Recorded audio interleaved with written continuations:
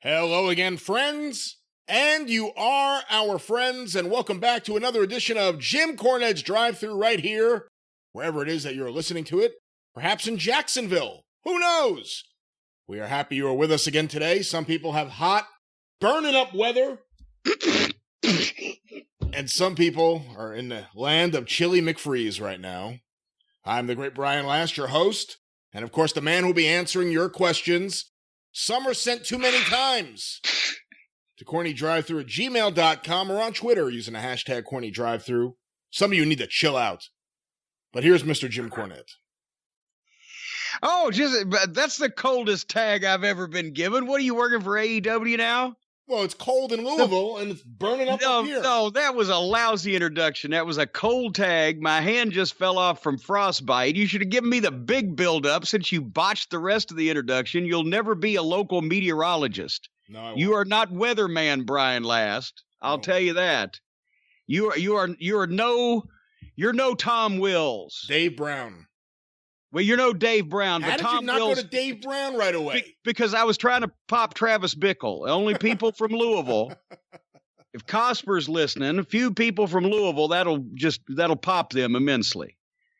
But we ought to call you Bitchy Brian Last, the Bitch Fest, the Bitcher, Bitchin' Brian. Me? Instead of Flying Brian, bitch, that's all you were doing before we went on the air. I'm going to stooge you off since you gave me that horrible introduction after you botched the weather report across the nation. Well, it's either hot or it's not.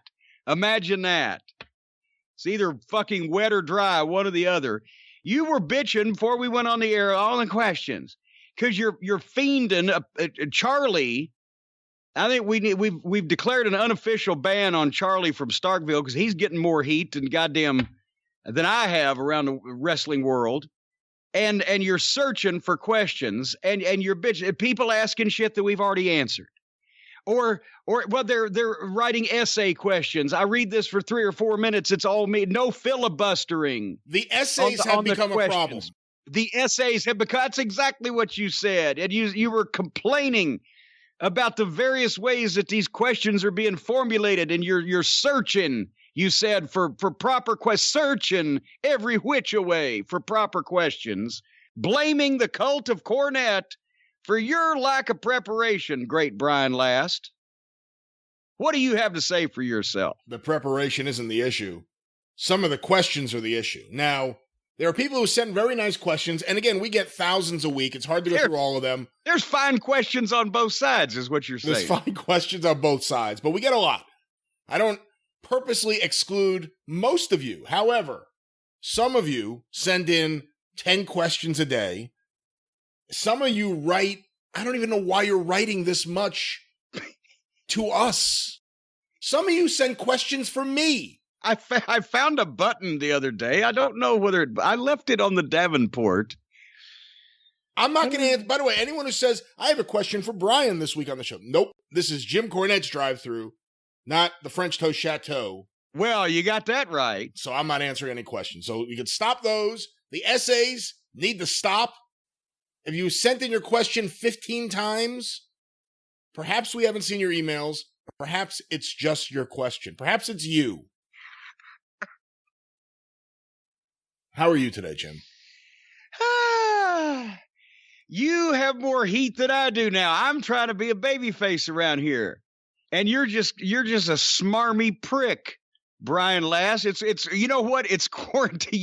You're becoming Jack Nicholson. Your home, Last Manor, is going to turn into The Shining. You've been quarantined there with however many. Last count was 6 children, right? How many animals? And your lovely wife. You're off with various numbers there, but yeah, various numbers are off, but you've been closed up away from other humans for so long. You're Jack Nicholson shining yourself here. You're turning into someone we don't even know you, Brian. Who are you? We don't even know you anymore. I have to say, what hasn't helped either is the state of professional wrestling. I had to watch 4 hours of wrestling Thursday morning, and then because, we talked about it on The Experience, the most recent episode of John Arezzi's Pro Wrestling Spotlight, and then I now reviewed Capital Combat 90. So as I was editing it, I went and put it on the WWE Network because I just wanted to refresh myself. I have not watched that entire event since I bought it on pay-per-view as a 10-year-old. And I remember as a 10-year-old being so upset and disappointed with it. And I just got angry watching it. I haven't watched it since then, and I was paid to be involved in it. I just brought up to you, I said, Jim, we've never talked about your confrontation with the Junkyard Dog. You had no memory whatsoever. I forgot. I was like, oh, shit, that's right. We did do it.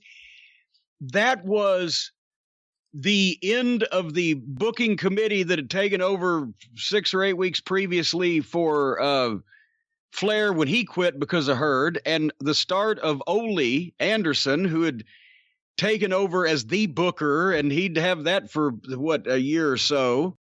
And it was a combination of WCW at its trying to be WWF at its worst, along with trying to either rehash some things that were better left unhashed and start some things with people that probably shouldn't have been started as well. And it was pretty, there was some in-ring things that were good, but the whole Not presentation many. of everything. Well, Pillman and Zink and the Midnight, when they kept Zink out, was good. That was good.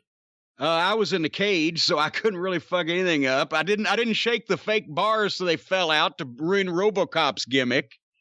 So that was good. The cage didn't fall apart. There were positives, but it was, yeah. Who okayed the Freebirds being introduced as the world's the greatest rock band of all time? Well, think of how many, if Michael Hayes just went to Ole and said, hey, Ole, let's introduce us as the greatest rock and roll band of all time. And Ole, that is the worst Michael Hayes I've ever heard. You sound like Tommy Rich. I can't do it. Well, hey, somebody said something about fired up. Somebody said something about fucked up. Point is, Ole's frame of reference at that, I think, for rock bands would have been, a skiffle band from the late 50s. So he said, well, yeah, let's do it. Get a heat its heels. That, it was just, I don't know. What do you think Ole listened to in the car? I always pictured, because I was never in the car with Ole, but I always pictured Ole as riding down the road listening to like symphonic fucking like the the Vikings and the Valkyries and all. It's because he is a Norseman from Minnesota. But anyway, yeah. So you basically, because you've watched even more rotten wrestling than I have lately, and that does prove that not all classic wrestling is great or all modern wrestling is rotten. There's rotten in both generations. No, I think watching that event, you never think about it, but that event is so influential on the state of modern professional wrestling. The Road Warriors, the last time we see the Road Warriors on an NWA pay-per-view event, they come out to open the show. It's the Road Warriors. Well, let me give you the heel side first. Kevin Sullivan, Cactus Jack, who's about to leave, and Bam Bam Bigelow. They needed baby faces, so they made Bigelow a heel naturally. Against the Road Warriors and Norman. The Road Warriors come out on, there's 2 guys riding motorcycles, the Road Warriors standing up behind them, looks pretty cool. And then they get introduced first. Then they introduce Norman, who comes out on a scooter, pedaling along. It's so embarrassing. It's so bad. I told you they were trying to be Vince. And then we talked about the RoboCop fiasco. I forgot just how awkward and bad the Elegante debut was until I rewatched it. Sting, who can't wrestle, his career in jeopardy, his legs falling apart, RoboCop's here to protect him. He's doing so much. I didn't remember how much he was doing. He's fighting all 4 of the Horsemen. He's running. He has bad knees. He's running.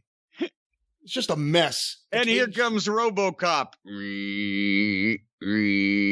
RoboCop was somehow more impressive than Elegante. Elegante walks out with Sting. Jim Ross starts flipping out. That's the biggest man I've ever seen. 7'7", 450. He instantly knows all of his stats. and then Elegante stands there while Sting's fighting all the Horsemen. All the Horsemen leave the cage because Ole Anderson got the controls.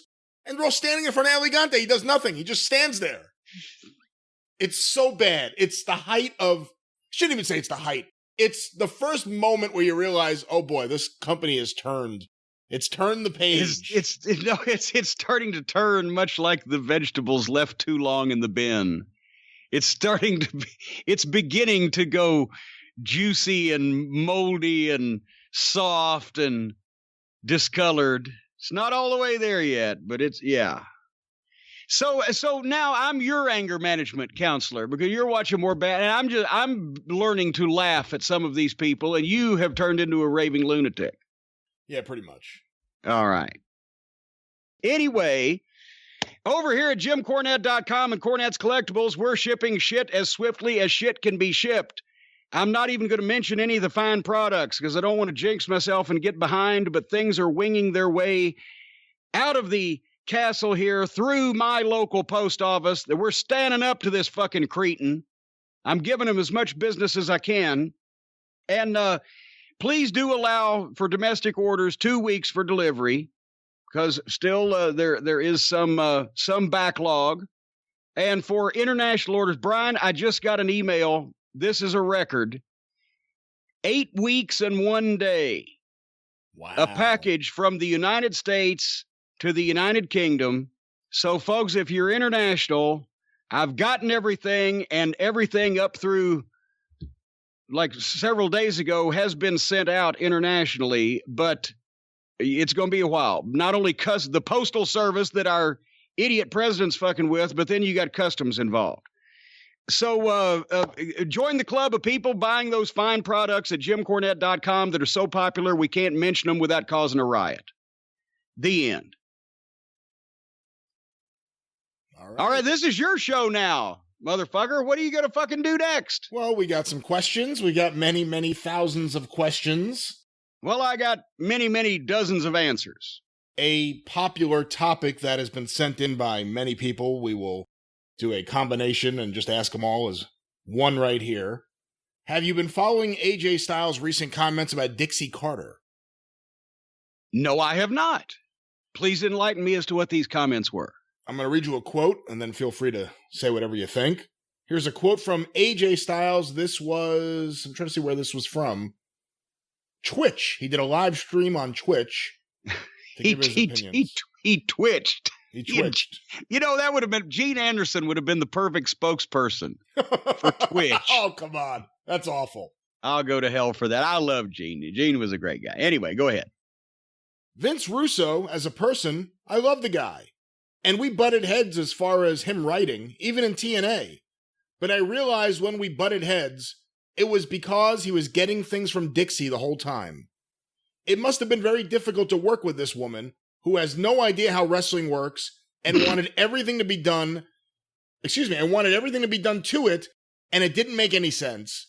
We butted heads with him as a writer, but due to Dixie Carter getting involved a lot with creative. Do I believe Dixie ruined Impact? Well, it was TNA back then, and 100%. Impact, there was a time when it was really gaining ground. The problem was, Dixie wanted it to be WWE light, and that's not what people wanted. They wanted to see something else. All she had to do was let us do what we do. It was really that simple.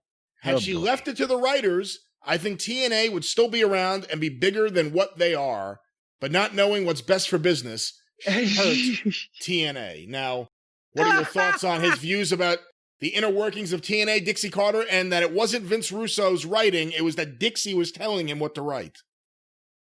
Oh, boy.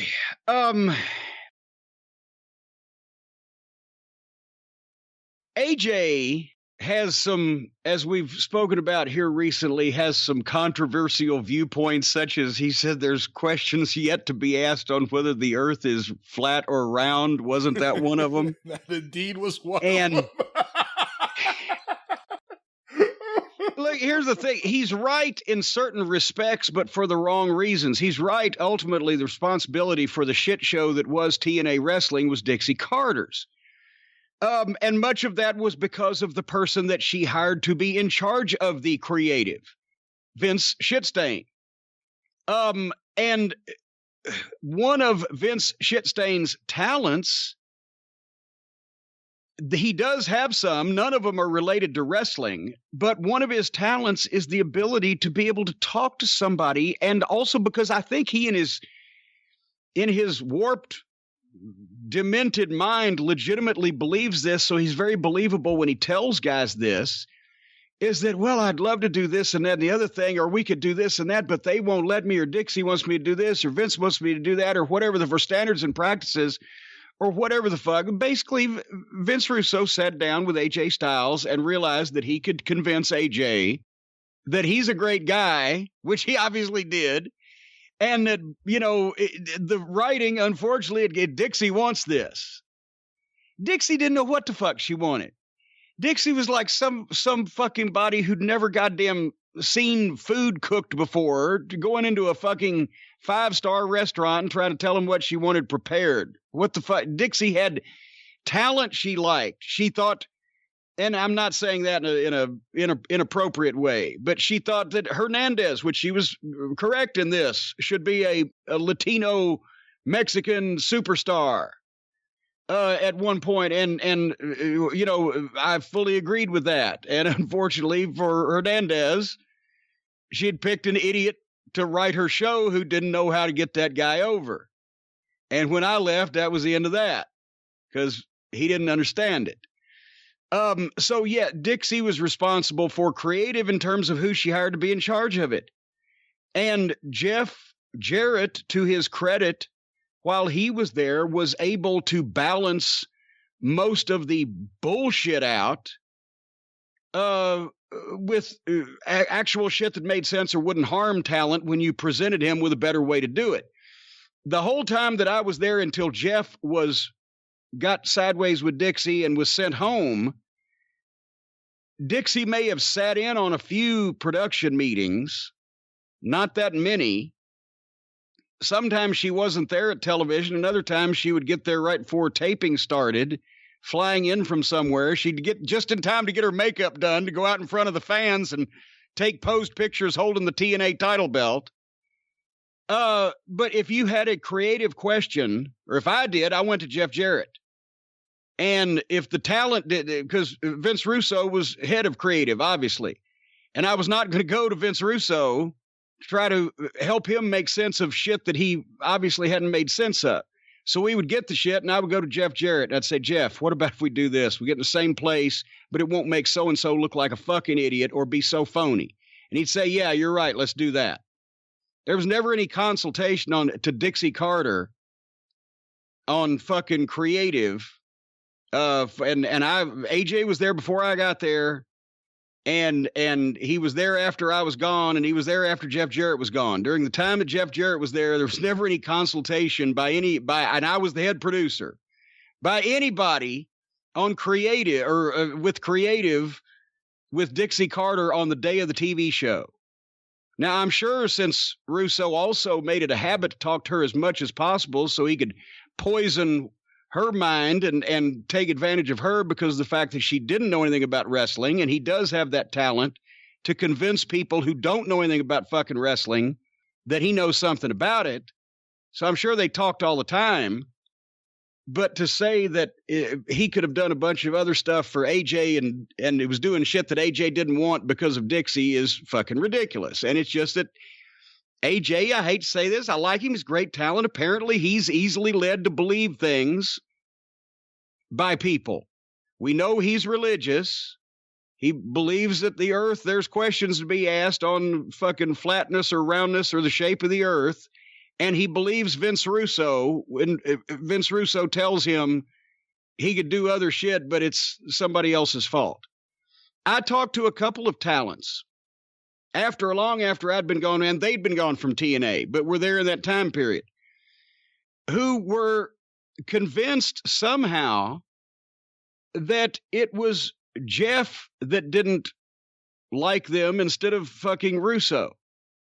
I said, you'd have been someone that Jeff Jarrett would have really enjoyed if he was writing the show by himself, but no, Russo was writing the show and Jeff was trying to run talent relations and fucking creative and everything else important in the company, because all Dixie could do was hire her school friends to office positions and have her pictures taken for magazine stories where she looked like she was auditioning, which was actually true. She wanted to be a real housewife of Nashville on television. because the douchebag's fucking egotistical. So that was the relationship, and bless AJ. I guess maybe they bonded over the invisible man in the sky, him and Shitstain, because people who believe in that kind of thing will overlook any egregious fault in another person because they bond over that fucking level of insanity they have about what they believe is true and supernatural and etc. Do you think there's any way TNA could have succeeded under Dixie Carter, even if Vince Russo wasn't there? Was she that big of a problem at the top that it couldn't have succeeded no matter what?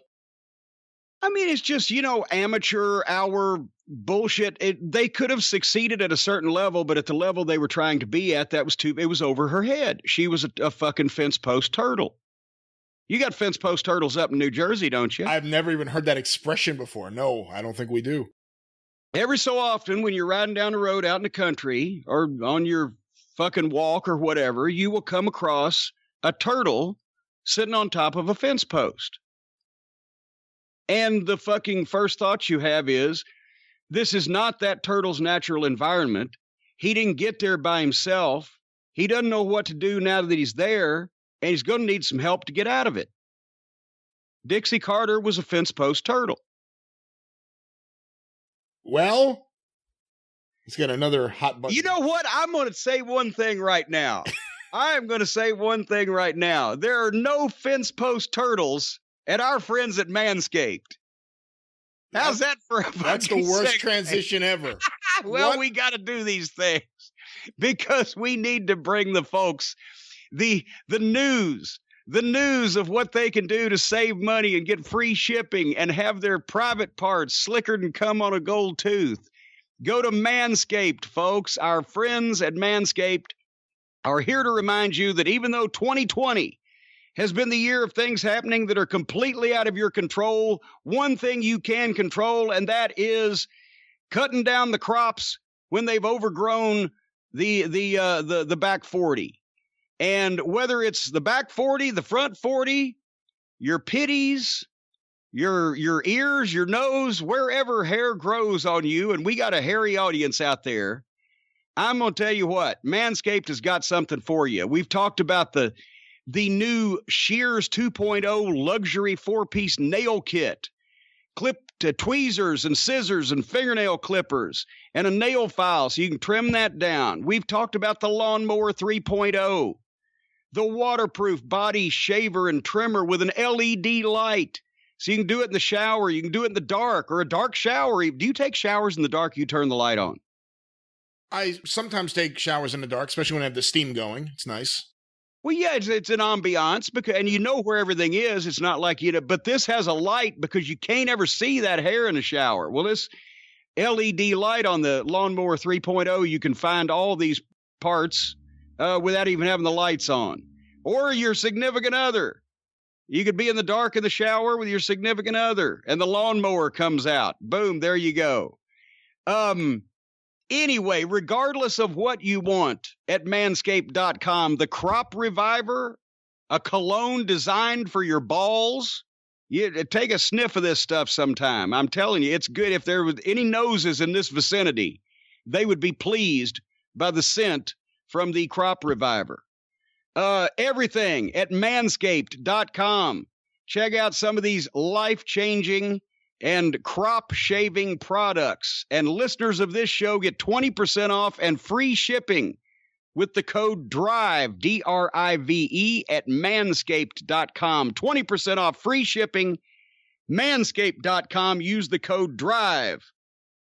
They say it's time to grab 2020 by the horns and shave that front trunk. I don't know what a front trunk is. Well, it says it here right on the fucking paperwork that I'm looking at.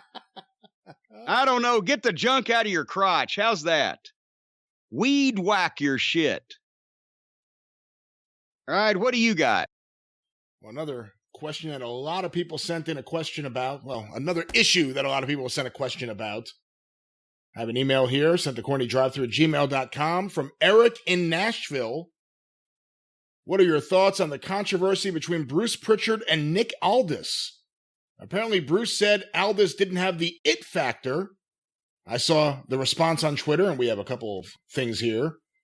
But I haven't followed it that closely. I like Aldis. I think he's a good, solid wrestler. Maybe not overly flashy, but he gets the job done. And Bruce comes off as an ass kisser for the WWE. So what are your thoughts on Bruce? I have Aldis's response here, but what are your thoughts on Bruce saying that Nick Aldis doesn't have the it factor? Well, I hate to go full on fuck you without hearing the context or the quote from Bruce, but without hearing it in his voice, because I don't know how you could say that Nick Aldis doesn't have anything, let's put it this way. Look at some of the fucking people on WWE television and tell me that they wouldn't rather have Nick Aldis than some of those people in those spots. So Aldis is not flashy. That's the whole idea. He's very flashy because he's always well dressed. He dresses like a champion. He really did a great job over the past few years of building some credibility behind the NWA belt. He's got size. He talks well. He looks good. His work is good. I don't know what else Bruce is looking for. Is he Stone Cold Steve Austin? Maybe not. But it's not like Bruce is sitting on top of 40 of the greatest wrestling stars in the history of the fucking world, that he should be saying a guy that looks like that. We can say it, old whorehouse, the guy that fucking, worked with Cody last week on All Friends Wrestling. He don't have it. He don't have it, shit, or anything else related to IT. But to say that Nick Aldis at that size, with that look, with that level of experience, can talk like that and fucking works like that, doesn't have it, what the fuck's he thinking? I don't know. Is it Aldis or Aldis? I don't know. I don't know either. Yeah. I usually say Aldis, except if somebody says Aldis in front of me and it puts it, but I think it's Aldis. Nick Aldis. Like Mike Lano. Mike Lano's been called Lano. Lano. He's been called a lot more things than that. He's been called a lot more things than that. Here's Nick Aldis's response on Twitter. All right. Hold on, I have to open this in an incognito window. He's blocked me, apparently.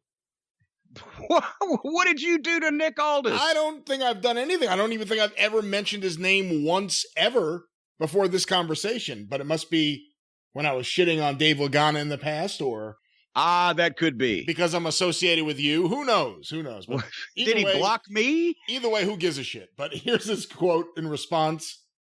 Hi, Bruce Prichard. Your ignorant comments about me had me at an all-time low. Kind of like your Raw ratings. Oh! However, there are a few Hall of Famers that seem to have a different opinion, some of which are even featured below. And then there's a video here, I guess, where he has several people talking about how great he is, but then he also tweeted out, a quick note on this whole Bruce Prichard thing. I don't like online feuds and being controversial or outspoken, and this isn't about some guy with a podcast criticizing me. Lord knows I've had that before. It's the executive director of the market leader of my industry.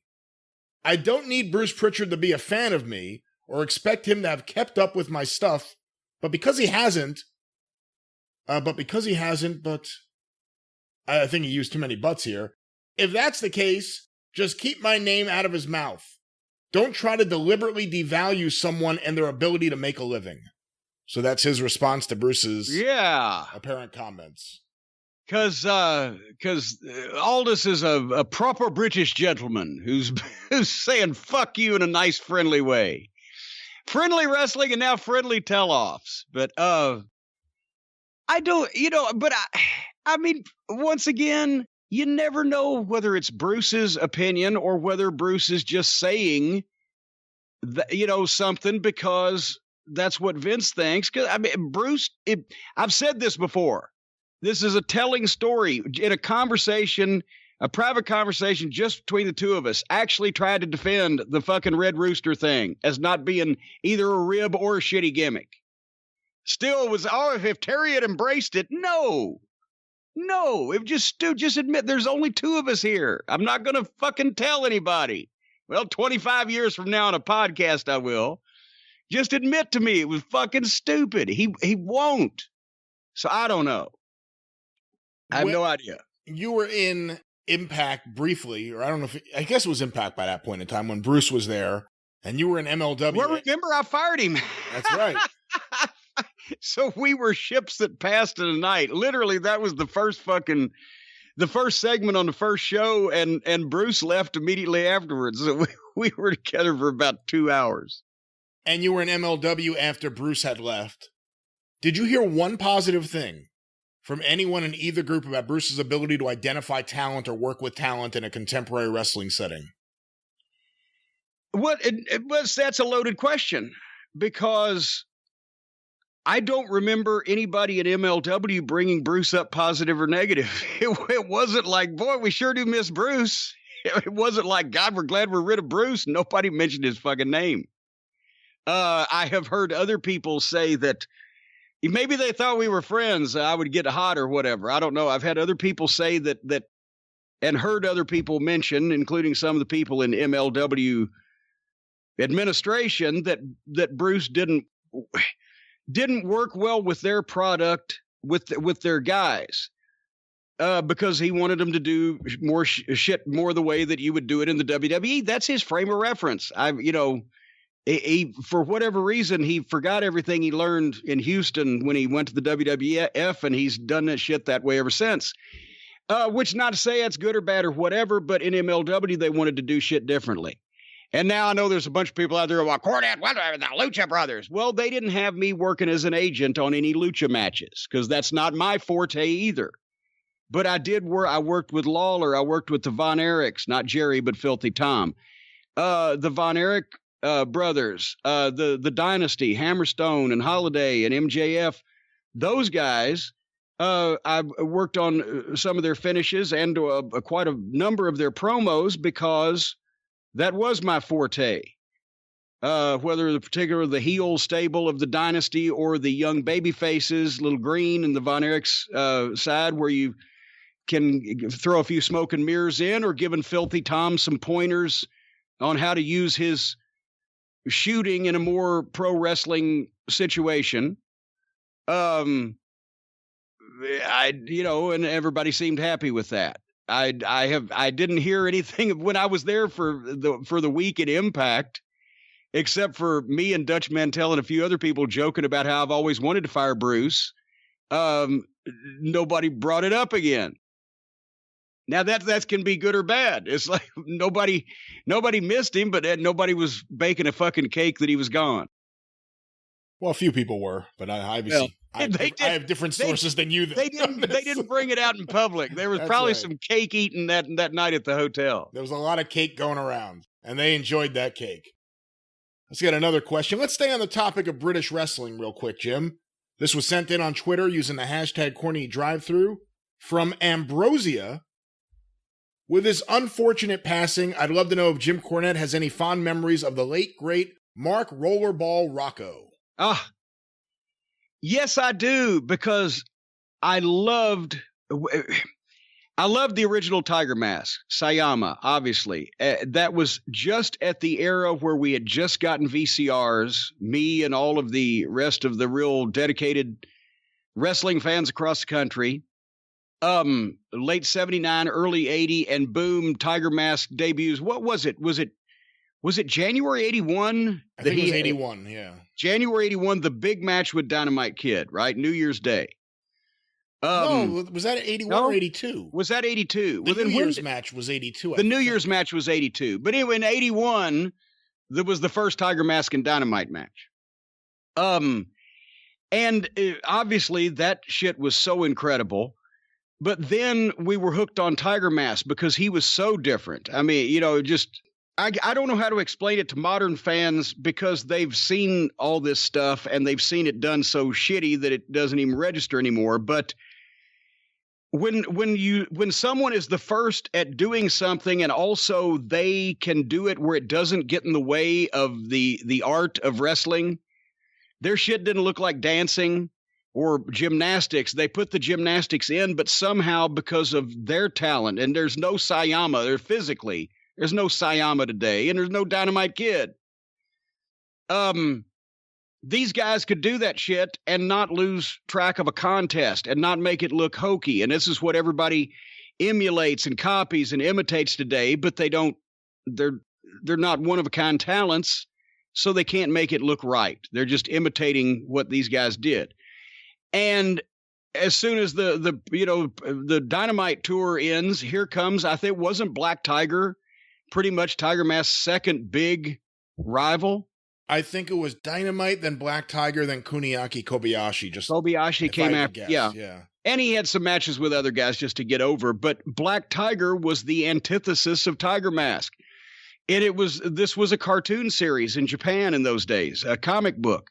Tiger Mask was a cartoon hero. So Black Tiger was his nemesis. And to be Black Tiger, they come up with Rollerball Rocco from England, because that's Inoki at the time. New Japan had that incredible talent system. All the guys that came in for Baba, for the most part, were Americans, and that's where you got all the American Dream matches. But the guys who came in for Inoki, the only Americans came through Vince, because Baba had the deal with the NWA and the Funks, so he got talent from England and Germany and Australia and lucha guys from Mexico. So it was that was the first melting pot, was that 70s, 80s New Japan crew.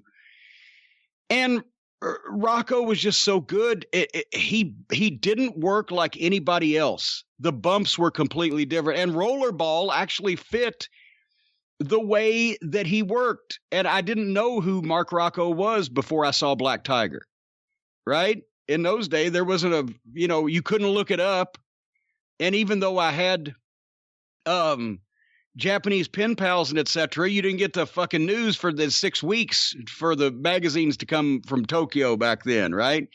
So when I found out that Black Tiger was Rollerball Rocco, I said, that's a perfect name for the way this guy works. The weird bumps that he took, but it was controlled, but nobody else worked like that.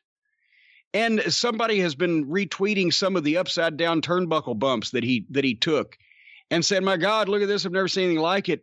It wasn't like the Ray Stevens bump or the Ric Flair, Shawn Michaels, or, pick whoever's ripped it off since then.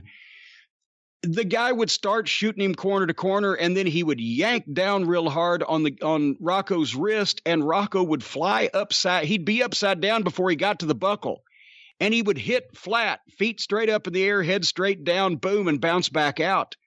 And you would see him slip one arm. I think it was the right one. One arm would go back behind him so that he could catch the fucking second rope just for a second. I mean, there wasn't a cunt hairs of fucking room for error in that thing. He'd break his neck. And just the rolling bumps he took. And all of his shit was snug. He could wrestle. And he could float through from one thing to another, still make it look like he was staying on top of you. And it was a contest, but you could tell he could really work and that he wasn't fucking killing anybody. So I'm sure, because they recognize him as Mark Rocco in England. To be honest, he looked a little plain to me. I liked the Black Tiger gimmick better. It gave him some flash. But overall, I mean, he was one of the more enjoyable British guys to watch of that era. He could do everything, and the matches were good, and he got people into them. And like I said, it was all different shit. Yeah, and there's a lot of stuff people should check out. If you haven't seen him before, obviously Google Black Tiger in New Japan. Make sure it's an early 80s version of Black Tiger to see him. But also in England, I mean, there's stuff with him against Dynamite Kid, him and Chris Adams in 79. I just watched that because Jeff Bowdrin reviewed it on his podcast. And it gave me a good excuse to watch that. And then I just started watching more and more British matches of Mark Rocco. And he's great. Him and Yamada before he was Jushin Liger. Yeah. People should definitely go and Google those. If you've never seen Mark Rollerball Rocco, you should definitely go out of your way to watch some of his matches in England. I absolutely. Well, and that's what with Sayama, Tiger Mask, what they did was Inoki knew he had something special in that guy. But before they put the fucking gimmick on him, they sent him to Mexico. Remember, he was Quick Kick Sammy Lee, right? Sent him to Mexico to learn lucha. They sent him to England, where I've got posters of Sammy Lee versus Mark Rocco and Jim Breaks, different guys in England in that era, so that he could learn the British style. Because if he learned the lucha, he learned the flying. If he learned the World of Sports style, then he had the mat wrestling.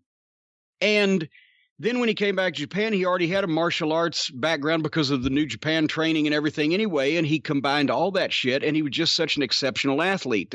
And Rocco was a perfect guy for him to work with because he could do not only the British stuff, but he could also do the high spots. So, yeah, I mean, anybody that hadn't seen him ought to, one way or another, as Rocco or Black Tiger. Really is a great training system if you think about it. New Japan would have a young guy come up. They would send him to England, send him to Mexico, send him to Calgary, send him to the States. They would learn how to wrestle various different styles and then come back home. Just like working the territories. That's how you did it. Yeah.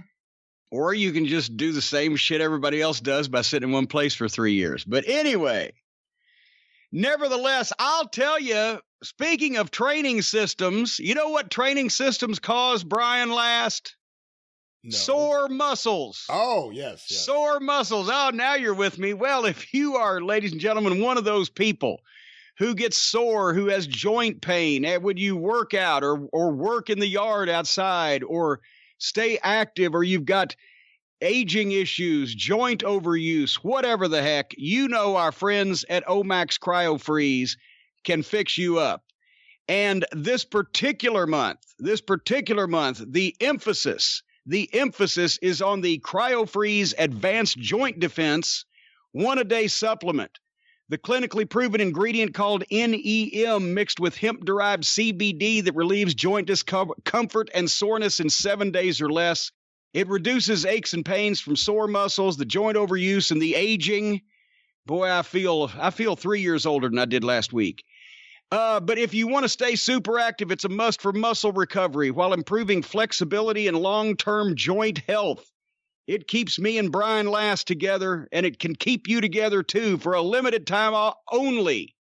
20% off the introductory pricing on Omax Cryo Freeze supplements, plus free shipping. And this discount also applies toward any product site-wide through the end of this month, and we're just at the beginning. But still hurry. They could sell out. Just go to omaxhealth.com today, OMAXhealth.com, and enter the code JCE to take advantage of the savings, 20% off and free shipping site-wide. omaxhealth.com, enter code JCE. Don't let muscle soreness continue to be an excuse for not living an active lifestyle. Even if you've been beat up like I have over the years, I get out and actually walk upright thanks to Omax. Go to omaxhealth.com and feel relief faster. That's what you ought to do. All right, well, let's get some more questions in. Jim, several questions have come in. I guess this is now out there. People know because they tape in advance. What are your thoughts on Eric Bischoff being brought into AEW to be the moderator of the Chris Jericho Orange Cassidy debate? Oh, God damn it. See, thankfully, I find things out on this program. It keeps me abreast of all the latest happenings. You must be shrooming. I am not shrooming.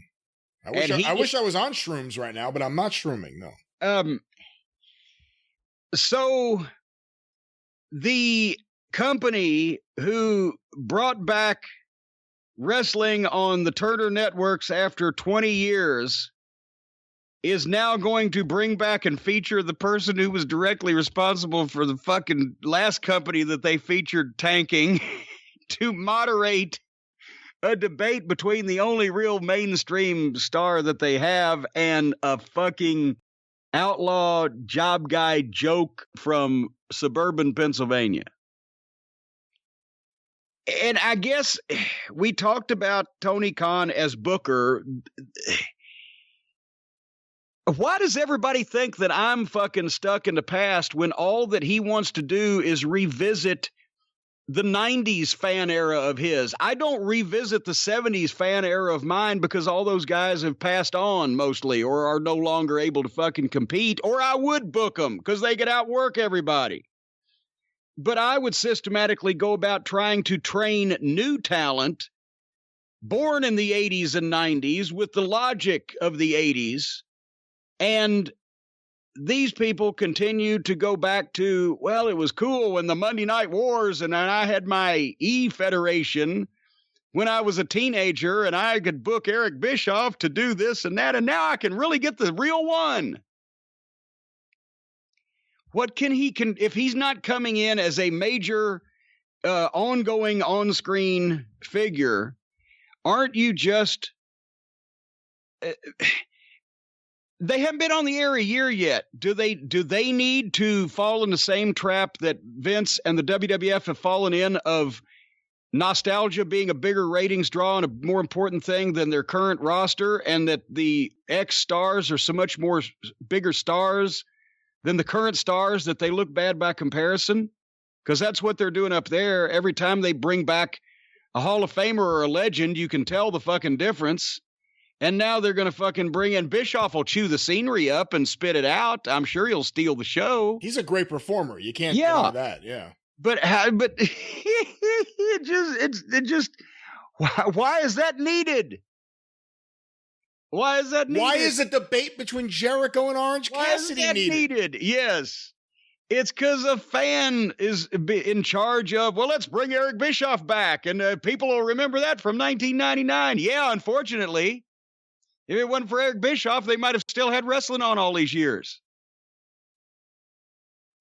What the But two dogs fucking on the side of the road principle, will they, will this get ratings because, what's left of this audience? Oh, something might happen. Who knows? All right. But that's really a way to get good modern talent over. Well, look how many people they've brought back. And then the thing is, can you imagine if they were spending this much time and effort focusing on Jericho and Jungle Boy, a person who could be made a star, instead of Jericho and fucking dipshit McGee? All right. Well, let's get another question here on the show. This one was sent to CornyDriveThru at gmail.com from Anthony Marziano in Long Island, New York. It's about something you haven't talked about in quite a while, so I'm sure a lot of people don't know the story. Jim, I was wondering if you could share the story about Shawn Michaels' infamous 1997 house show riot. Actually, it says infamous house show riots in Memphis and Little Rock. I know about Little Rock. Was there one in Memphis too? Well, the only reason everybody wasn't talking about Memphis was because at Little Rock was so much worse. That was early mid 97. Was he hadn't lost his smile yet, but he was about to, I think. Or was it after he lost his smile and he came back and then he fucking lost something else? I can't remember. I think he had already lost his smile, but then he found it. Yeah. And he found it. It was in a bottle of pills.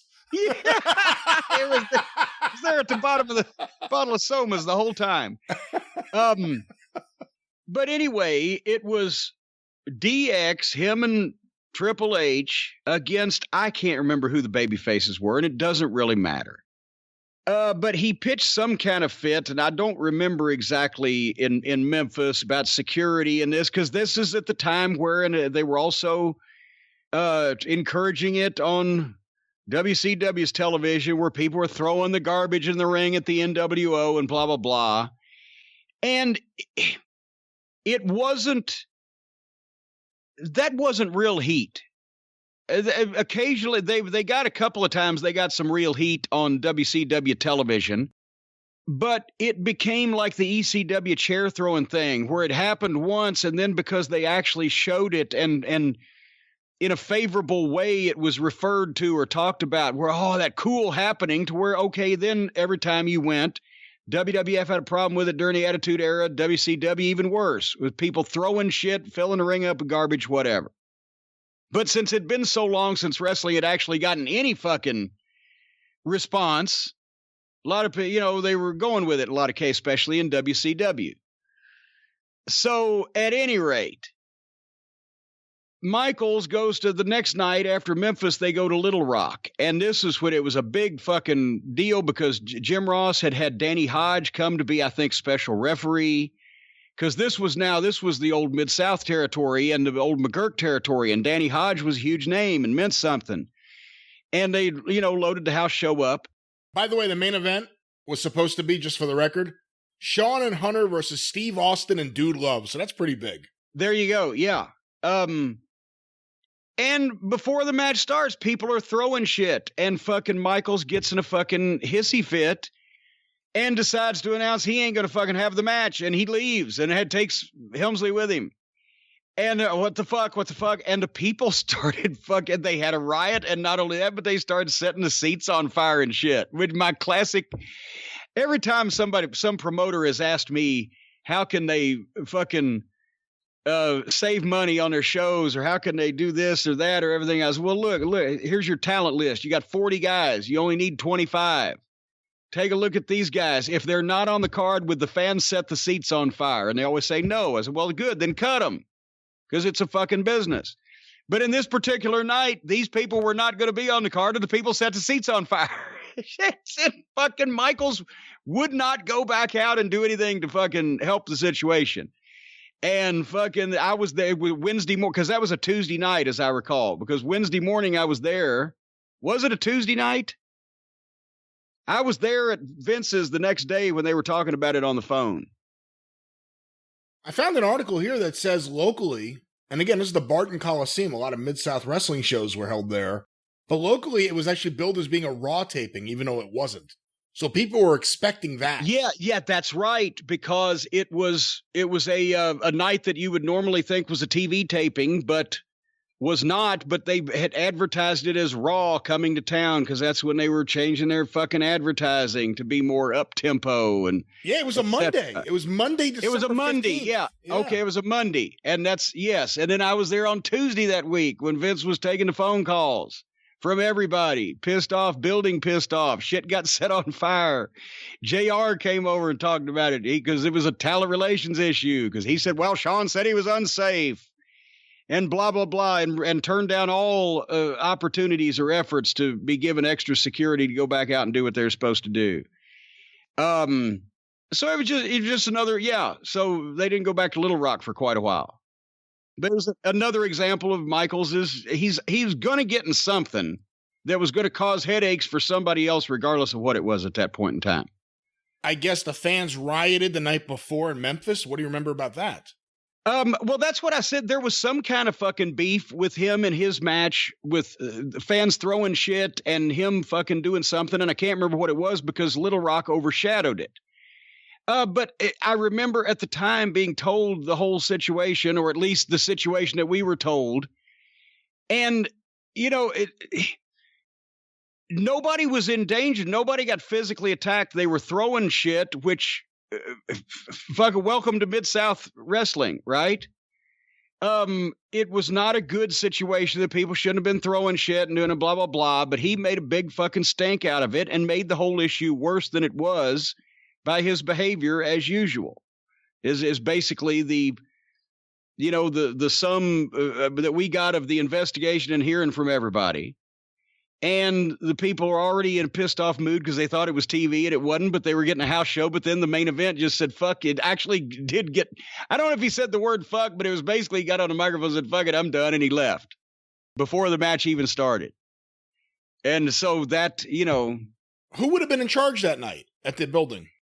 One of the agents, I think it may have been, was it Jack Lanza?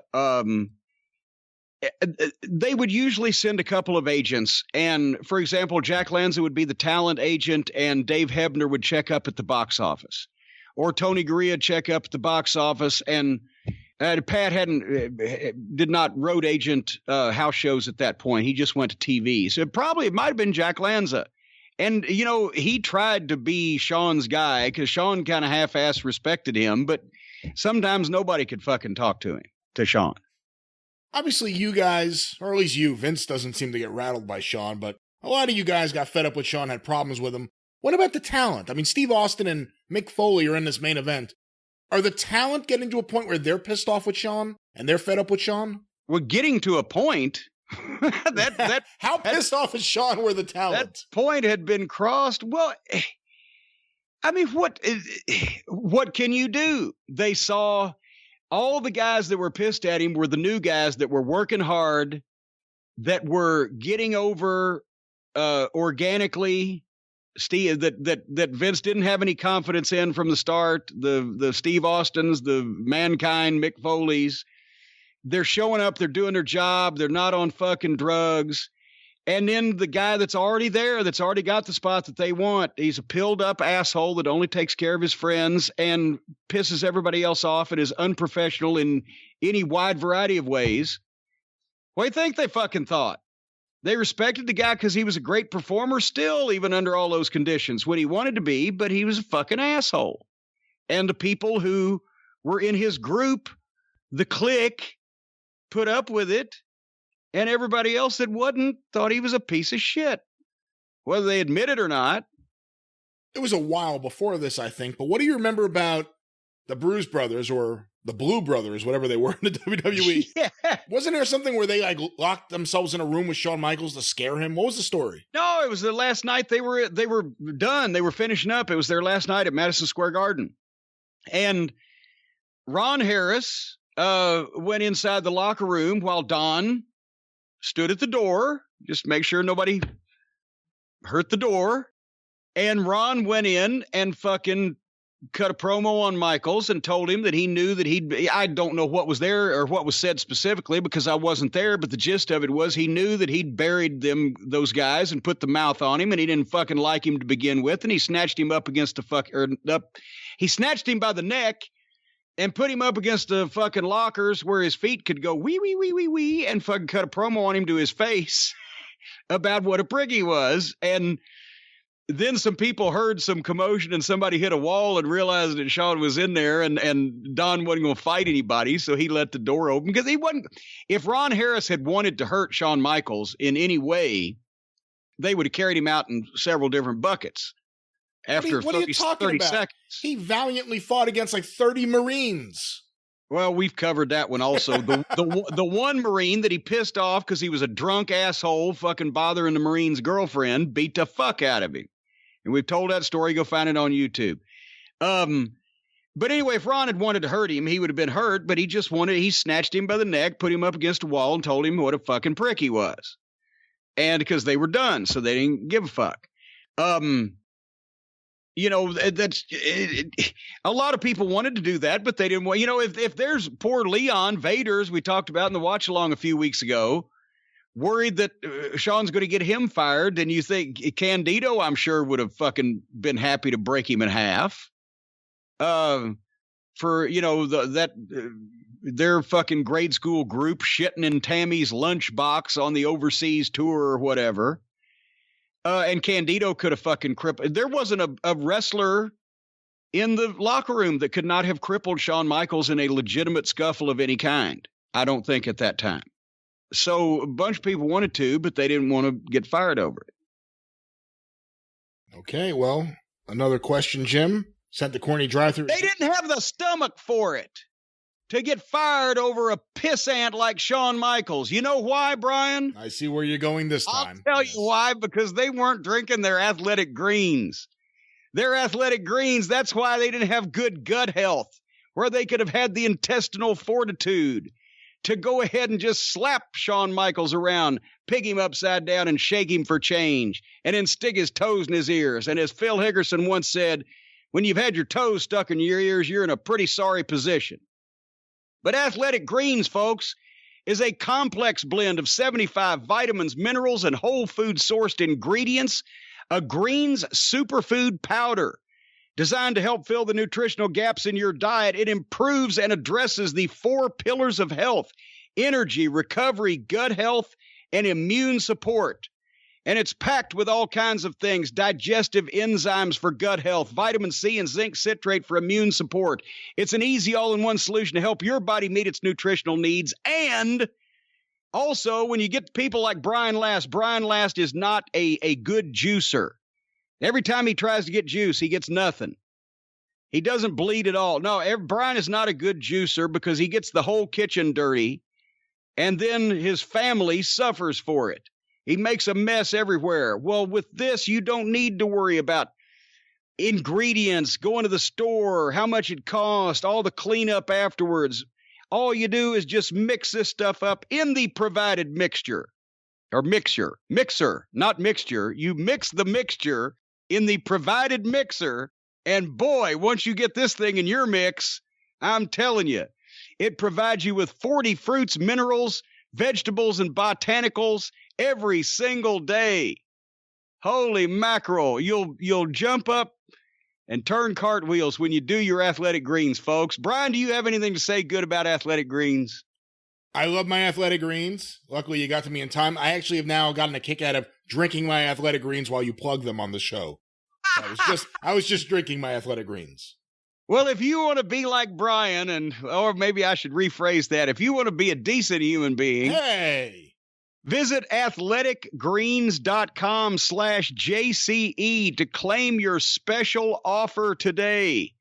A 1-year supply of vitamin D as an added value when you try their delicious and comprehensive daily all-in-one drink, and you'll get a free D3K2 wellness bundle with your first purchase. All of that by going to athleticgreens.com/JCE. I'm telling you what, invest in your good health with Athletic Greens. Let's get some more questions before you defame Questions. Before you defame my character any further. We need more questions. This one was sent in to CornyDriveThru@gmail.com from Josh Kotsabasakis. Oh, now fuck you. In New Brunswick, Canada. No, there's nobody named that in Canada. Not only is that his name, but he spelled it out phonetically so I could actually pronounce it here on the show. Spell it. Just spell it. Kotsabasakis.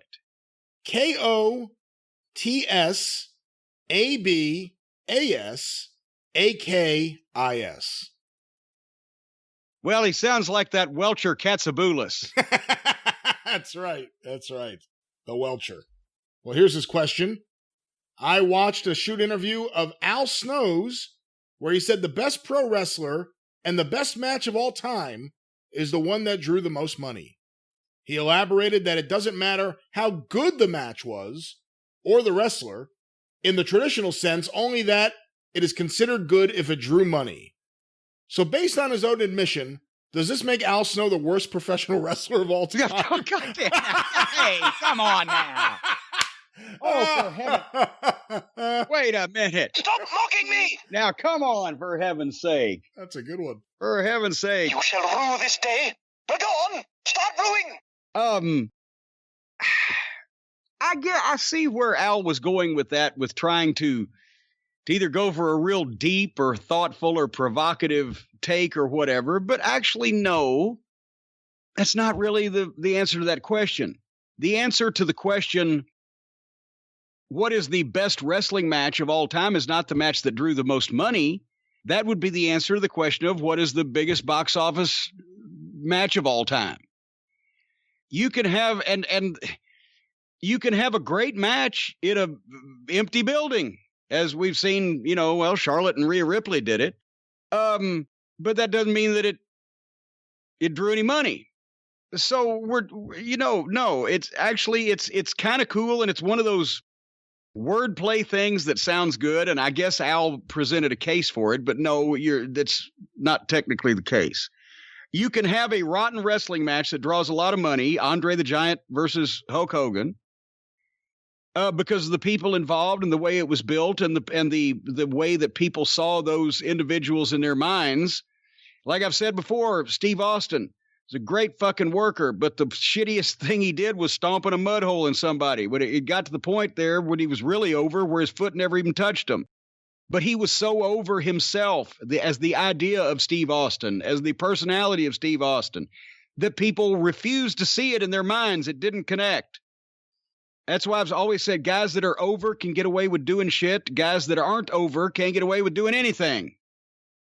Fucking dodgy. So, no. There are great matches that don't draw. There are rotten matches that do draw. The concept, the idea of wrestling is to sell tickets and create a conflict that's so believable and so interesting, and people get invested in it that they want to see the fight and see who wins. That's the essence of wrestling. But you still don't have to call a match that sells out the biggest building in the world a great match. It was a great house, but it doesn't have to be a great match. So we're semantics maybe, but But no, you can have both. For the people who know they'll never outdraw Austin versus Rock, but still feel they can be a great wrestler, still have hope. You can have the greatest match of all time, possibly, even if you don't draw the biggest gate of all time. Our next question was sent to CornyDriveThru@gmail.com from Samuel Hoffman. I recently came across some footage of WCW's then-announcer Eric Bischoff spoiling the finishes of each match on Raw when the two companies were beginning their Monday Night War. Were you working in the WWF office at the time? Was this the first time a promotion had employed this tactic against a rival? Any discussion or insight on the topic is appreciated. Well, yes and yes. And it was the first time that could ever have been done. Because there had never been, there'd never been two equal national television promotions ever in the United States that referred to each other. In the 50s, when they had network TV from Chicago and Los Angeles and they had syndicate, they didn't refer to the other promotions. Even in the war between Vince and Crockett in the 80s, except in sly little ways we never referred directly that there was competition. So not only that, but there was at the time, there was still some restraint in wrestling to where you wouldn't do that because that was considered somewhat on par with exposing the business. And only really, like low budget outlaw groups like the Pafos, ICW would do shit like that. On a local level, going back to the dawn of time, outlaw promotions had fucking tried to poison the well for the established promotion, either with the newspaper or radio stations or TV. If they couldn't draw and if they were getting run out, they'd just try to burn the whole thing up. That's happened. But on that level, and also there was never another time where one company had a live show and the other company had a taped show. And so the company that had the live show would be able to give those results. That's why I've always said the Attitude Era and specifically the Monday Night Wars from 96 through 99 did irreparable damage to the business that we would never be able to recover from. And, as much as we talk about how that most of this shit sucks today, and it does, even if it was as good as it was 25 years ago, it probably wouldn't fucking draw that well because of all the shit that was done during the Monday Night Wars that devalued everything we did to draw money. So anyway, point is, yes, that was entirely new and it was not well received. And it just led to then Vince doing more shit to get back at them and just all this it was like a local, outlaw versus established territory war going on with all of the worst instincts of the fucking outlaws to do shit that was going to be bad for the business, but they were the two biggest companies in the business and they were doing it on national TV both at the same time, which is why we really never recovered. They hot-shotted great for the gates, and then neither one knew how to take care of it, and as a result, wrestling has never gotten that big again, and it won't at this point now, ever, because of the Monday Night Wars. Too much hot-shotting, too much gaga, too much real-life exposing the business bullshit, and it's impossible to ever, until the people that were alive then die. And then we'll still have the internet. So, that was pretty much the beginning of the end. And that was just one of the minor things that they did to destroy the business that had flourished for 100 years. What was the reaction when Bischoff started doing that? And you go to the office the next day. And also, you guys knew Hall and Nash were going to appear there. But when Medusa shows up and throws the belt in the garbage, what was the reaction the next day to that? Well, as you would imagine, everybody was ticked off. Kevin Dunn was hot. And with Medusa, that was just sloppiness. They just didn't give a shit about the women's title or the women's division, but they should have got their shit back. I don't blame Medusa because she's like, hey, they're going to give me a big job and all this other stuff. But with Hall and Nash, I think that Vince assumed that since they couldn't be Razor and Diesel because those were his characters, that they would turn them into something else or somebody else. I don't think that he realized that they would try to use them and just not say those names, but they would try to use them as themselves and make it as realistic of a WWF invasion of WCW as was ever going to be possible. That's where I think he freaked out. Is like, this is that was his whole bone of contention. He didn't mind if Nash and Hall went. Who were they going to be? Because they couldn't be Razor and Diesel. Well, they didn't have to call them Razor and Diesel. Everybody thought they were Razor and Diesel, so they show up, and there you go, and that kicked it off. And once it got that hot, then you knew Hogan wanted to get into it, and then there you go. So I think that's what Vince was most hot about, is he didn't realize that they could fucking still make it look like his guys had showed up. With the giving away of results, what was Vince's, I mean, forget about everyone else, what was Vince's reaction to that? And eventually when Raw started producing shows that people really wanted to see, that's when it backfired. I mean, they said that Mick Foley was going to win the title, and everyone switched the channel to go see Mick Foley win the title. I think the giving away of results was just so childish and so stupid. And besides that, Bischoff never understood wrestling fans. I'd rather see a match I haven't seen involving the guys that I like if I know who wins, instead of something that I haven't seen and don't know who wins if I don't want to watch those guys to begin with. Bischoff never understood wrestling fans because he wasn't one. And when that's the final straw, when he told him, hey, yeah, Mick Foley's going to win the title on the other fucking channel. Really? Shit, let me get there as quick as possible. So the giving away of finishes was just so childish. It just burns you up that it's like most normal people look at Trump being president, that this smarmy asshole, this fence post turtle has gotten this position, doesn't belong there. And you can't get rid of him. And it's fucking, aggravating you. It was more of that kind of heat with just giving the finishes away or giving the results away. Okay, our next question, sent to CornyDriveThru@gmail.com from Mark Horowitz. Dear Jim Cornette, thank you for everything that you have done and continue to do. Your knowledge of all things professional wrestling and other interests are above and beyond anyone in the biz. I was watching some old WWF Raw footage from a certain network, and I love your commentary, especially when my uncle, Barry Horowitz, was on the Raw in 1993. He mostly lived in Florida. He denies his roots here in the armpit of America known as New Jersey. My dad, Barry's brother, took me to wrestling shows here in New Jersey, and we went to the Nashville area one year when I was in middle school. He was working for Smoky Mountain Wrestling at the time. Did you get along with Barry? Did you find that he was a decent pro wrestler? I haven't talked to him in 14 years due to a family fallout. Oh, no. Like MJF, I'm better than Barry Horowitz. What are your thoughts on my uncle when he was actively in pro wrestling? It's a shame that he's not cool with basically all of his family anymore. Thank you, Jim. I love your podcasts.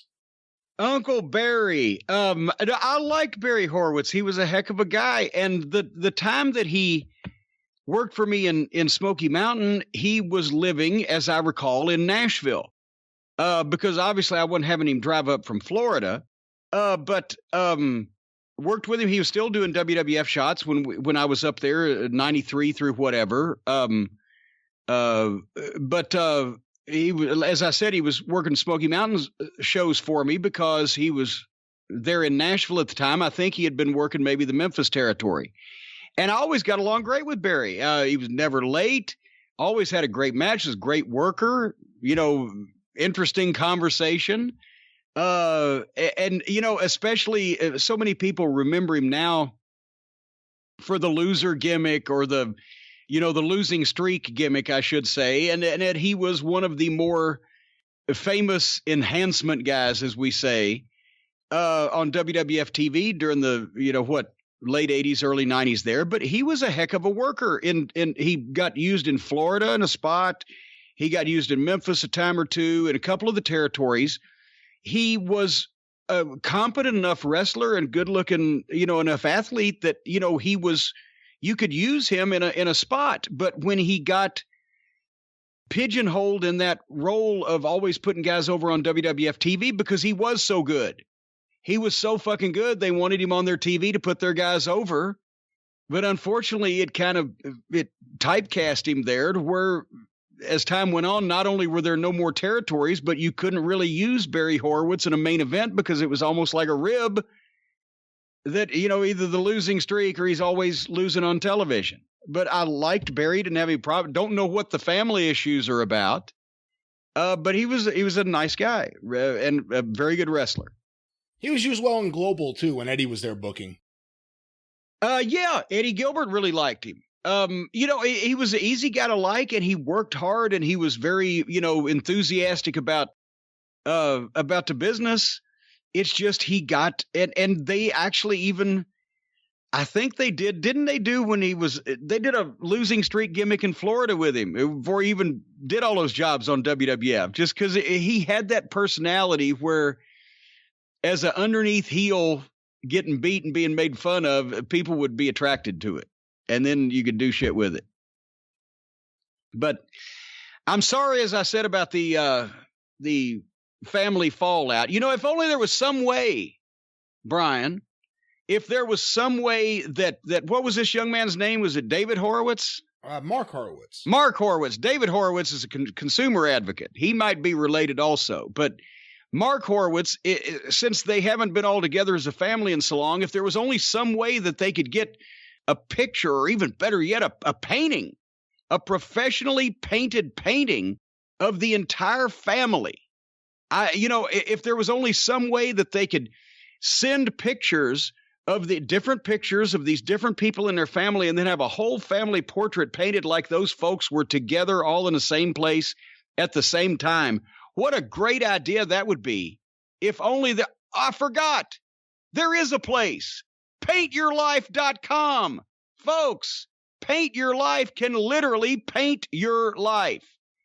Whether it's one picture or a bunch of pictures of different people in your family from different eras that didn't even coexist at the same time, they can put them all together, and a professional hand-painted portrait can be created by a team of world-class artists. You can work with them until every detail is perfect.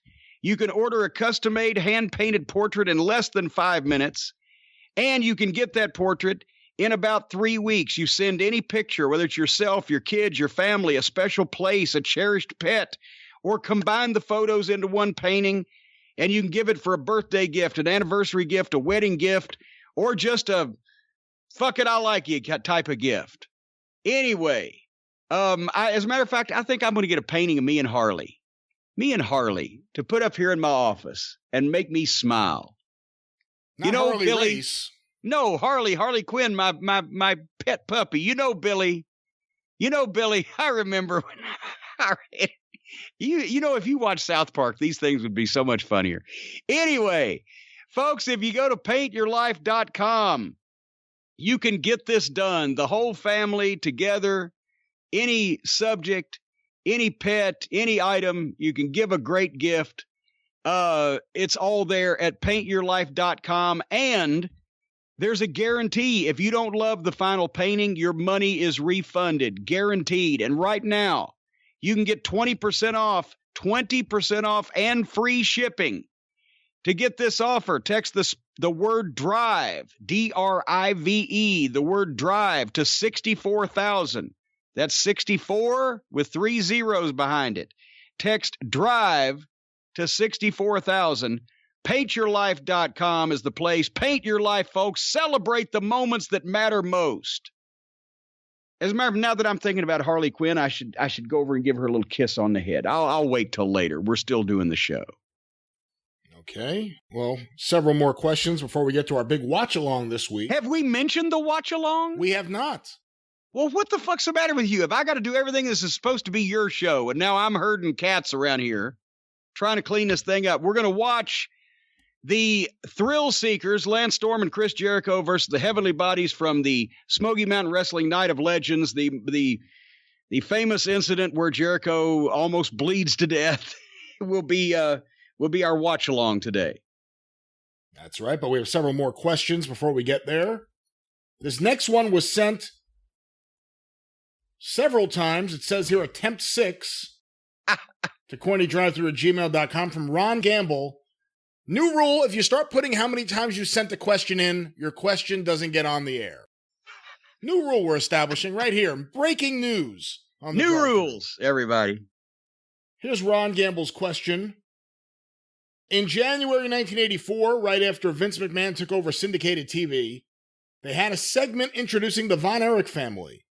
If I remember, there was also an article about them in WWF Magazine.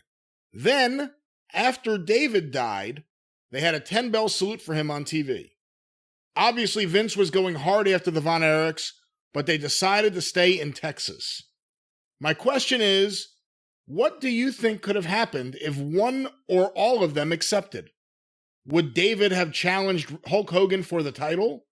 Would any combination of them go after the tag titles? Would they stay faces? Would they turn heel?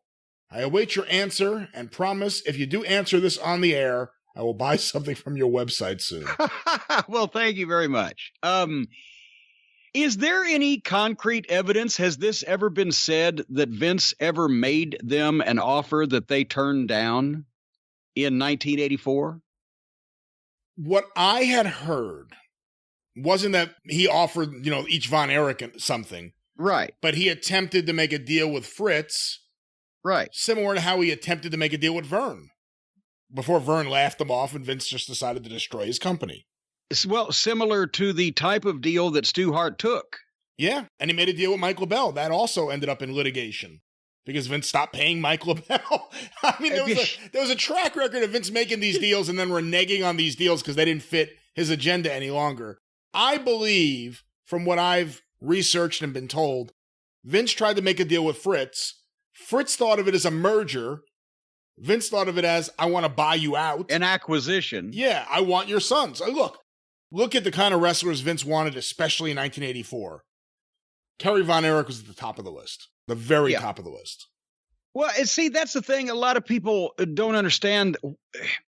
Also, at the time, the reason why that the Von Erichs had been featured prominently or more prominently than any other outside talent on WWF programming or in the magazine was because that's at the point in time where Vince had just gotten the USA Network and just started All American Wrestling. And I was living in Nashville in 1983, and suddenly I could see WWF wrestling in Nashville. And that was not a good thing because you didn't want really to see any other territories. And if you were working in a territory except for yours on television.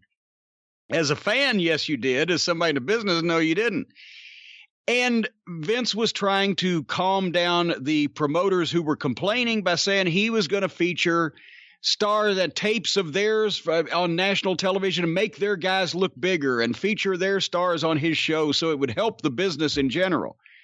But it just so happened that all the people that he featured were tapes of people who he eventually ended up getting on his shopping list for putting his expansion together, except for the Von Erichs. And Kerry obviously was the attraction, but more importantly, Vince wanted Dallas, Texas.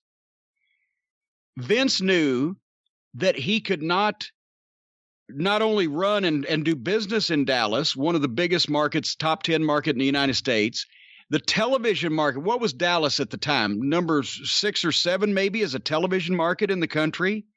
Beat New York, Los Angeles, Chicago, and then, it was definitely top 10.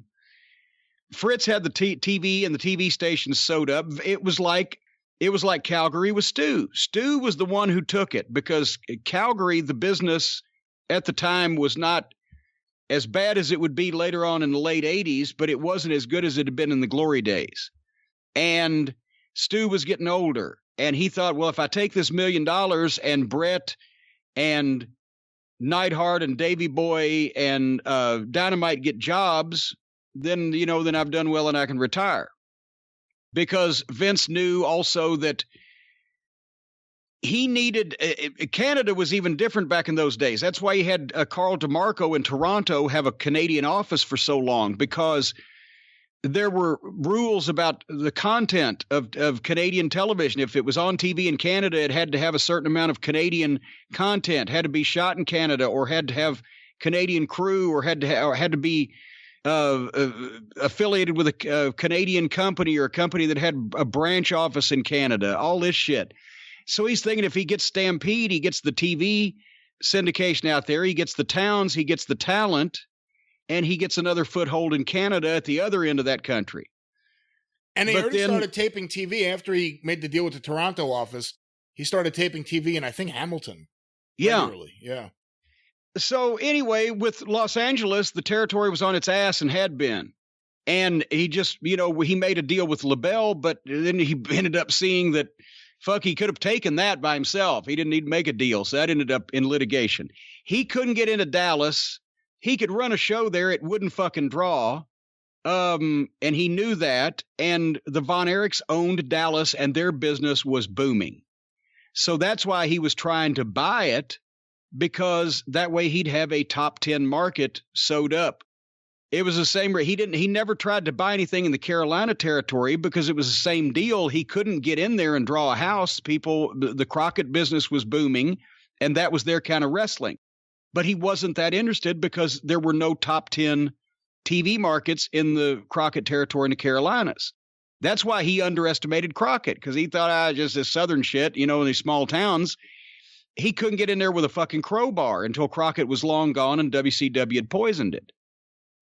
So that's what the courting of the Von Erichs was about, but he never offered them specific jobs, and they never turned it down. He knew they wouldn't leave their father, so he was trying to buy the whole fucking company, and they wouldn't sell it, and it wouldn't work. And 5 years later, when they would, he was no longer interested.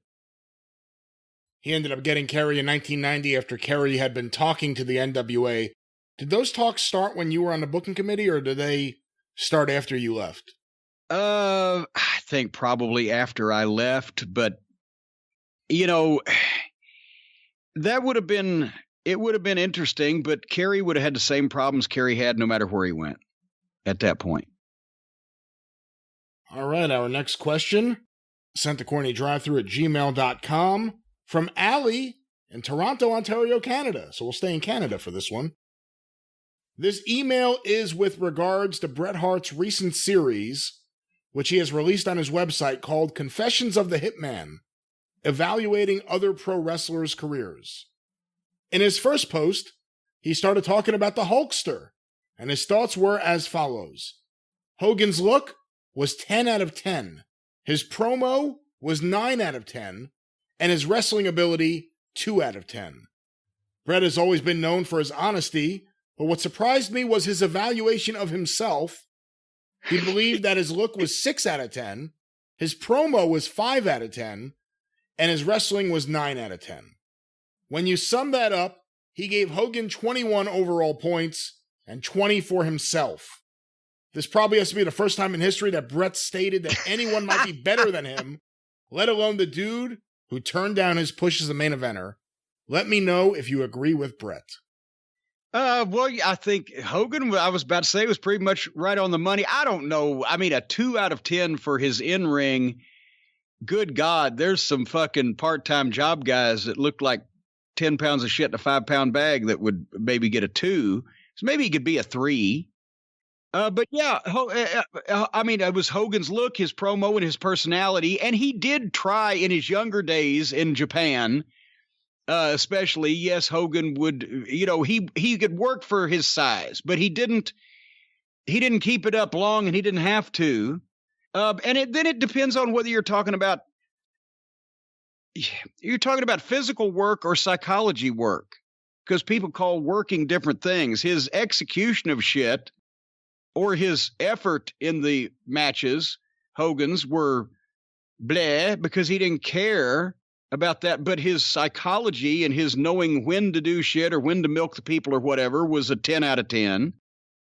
So it just, and Bret, I don't know if he may have been hard on himself on his fucking look.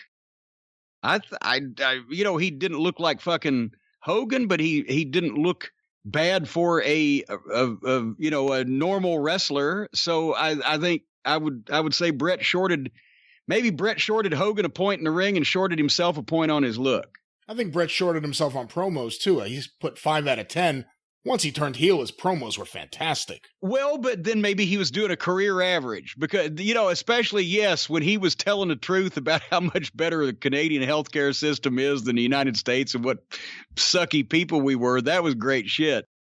But also you have to, I did backstage promos with Bret on a regular basis. We were all bad, and I've sat and watched him do 20 takes on a fucking station ID. So, he wasn't the greatest talker in the world, but when he was motivated like that, and that was also, to be honest, maybe we ought to go back and look at some of Bret's stuff in Calgary, because he usually had to say the fucking bullshit WWF stuff. But when he actually got to say what Bret Hart would really say about how America sucked and Canada was better and all that stuff and the USA-Canada thing, that's when his promos were great. He had something to talk about. He believed. On the topic of Hogan as a wrestler, you always hear it said, and it's true, Hogan in New Japan was a different Hogan than he was in America. Because he had to be, because he wasn't over yet like a fucking god that could not be just fired and gotten rid of. So he had to work hard to get there. Well, that's my point, though. In America, he didn't have to do that. And while I agree the Superman comeback got ridiculous at times, I mean, he got right up from Randy Savage's elbow drop. It got ridiculous and it became predictable. But when he was on the road and he was working all those dates, it made sense to work the style that he worked as opposed to the New Japan style. That wouldn't have fit in with 1980s WWF. Oh, no. Well, and also when one guy means that much money to you, you don't want to have him taking any chances on getting hurt. Because it wasn't like that you could replace Hulk Hogan in 1986 or 7 or whatever. And I'm sure Vince probably had a fucking conniption fit when Hogan gave Bubba that superplex off the cage. But Bubba wanted to take it, and it was Madison Square Garden. He was making more money than he'd ever made in his life. But yeah, that's the thing. Hogan had to do what New Japan, what the style was and what the standard was for New Japan, because at that time he'd only been in the business 3 or 4 years, 5 years. And he was making more money in Japan than he would have been in the United States because of the pay schedule at the time. And then once he, when he got over for Vern was easier anyway. It was an easier territory than New Japan. And he's got all those great workers to fucking bounce off of him, and then going to work for Vince, who always sold the sizzle, not the steak. Yes, naturally he's going to back up. And then it got to be where it was just like, oh, fuck, here it is. But there you go. Well, Jim, our next question, actually a couple of questions, sent to CornyDriveThru@gmail.com from Charlie in Starkville, Mississippi. Oh, God. All right. It took this long. Well, everyone else is getting their multiple attempts in, so you've thrown up your hands and gone to Old Faithful. I've gone to Old Faithful, Charlie. All right. Chris Jericho recently said he won't go back to the WWE and is happy to finish out his career in AEW.